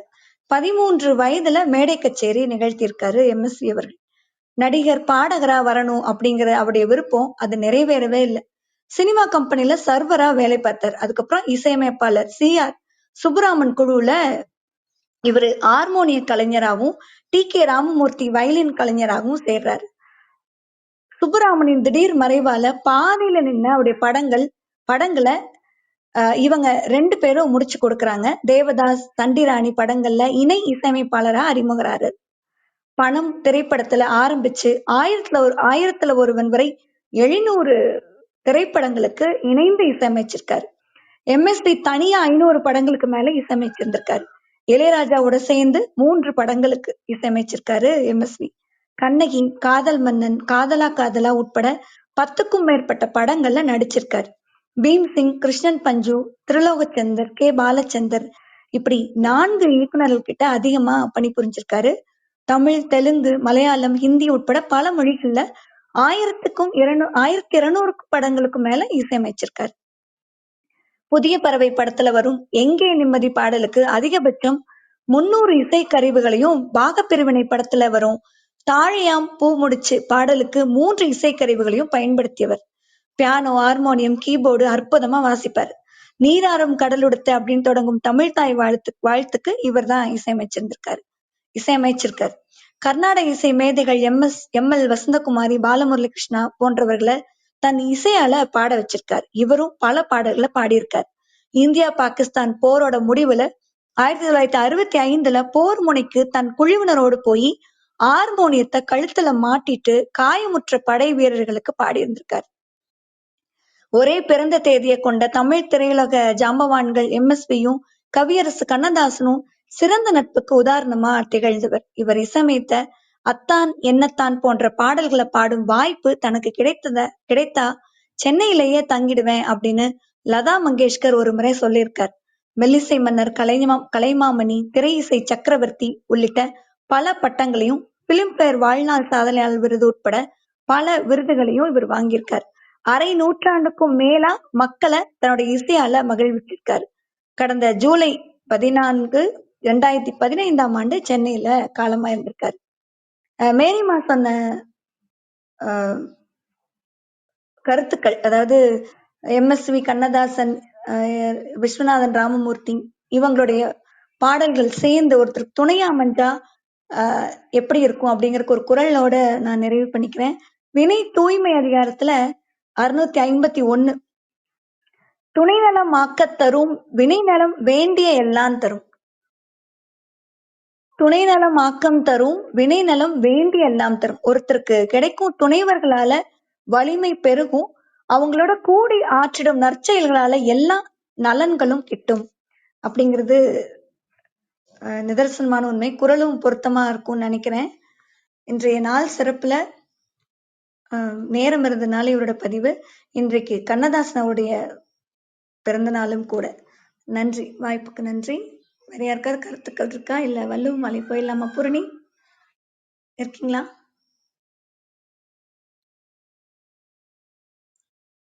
சரி, வள்ளுவ மாலை போயிடலாமா? மேரிமா வேற யாருக்காவது கீழே யாருக்காவது பதிவிடணும்னா நீங்க மேல வரலாம். உங்களுடைய கை உயர்த்தினா பிரியா, சொல்லுங்க பூரணி. என்னால கேட்க மட்டும்தான் முடிஞ்சது. எல்லாருமே கொடுத்துட்டாங்க பிரியா. நான் யாரும் மேலேயும் வரல.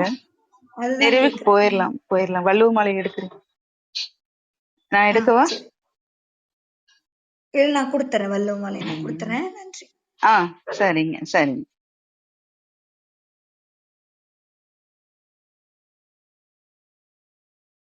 இன்றைக்கான வள்ளுவ மாலை, பிடித்த வள்ளுவ மாலை அப்படின்னு சொல்லலாம். ஔவையார் அவர்கள் சொன்னது, அணுவை தொலைத்து 7 கடலை புகட்டி குறுகத் தரித்த குறள். அணுவே நமக்கு எவ்வளோ சின்னதா இருக்கும். ஆனா அதையும் அதுக்குள்ள குறளை பொருத்தி எவ்வளோ விளக்கம் நமக்கு வாழ்க்கைக்கு கொடுத்திருக்காங்க வள்ளுவர் அப்படிங்கிறது. ஔவையார் கொடுத்த வள்ளுவருக்கு மாலை சூட்டுறாங்க. இன்றைக்கு அவை நன்றி நவிலுடன் தொடங்கி திருவள்ளுவ மாலையுடன் இனிதே நிறைவடைகிறது. மீண்டும் நாளை காலை தமிழ் தேசம் திருக்குறள் கற்போம் கற்பிப்போம் இணைந்து வள்ளுவம் போற்றுவோம், வாழ்க்கையை வளமாக்கிக் கொள்வோம். இணைந்த அனைத்து தோழமைகளுக்கும் நன்றி. இந்த நாள் மிக இனிய நாளாக அமையட்டும். அவை இனிதே நிறைவடைகிறது. நன்றி, வணக்கம், மகிழ்ச்சி. குறள் டாக்கர்ஸ்.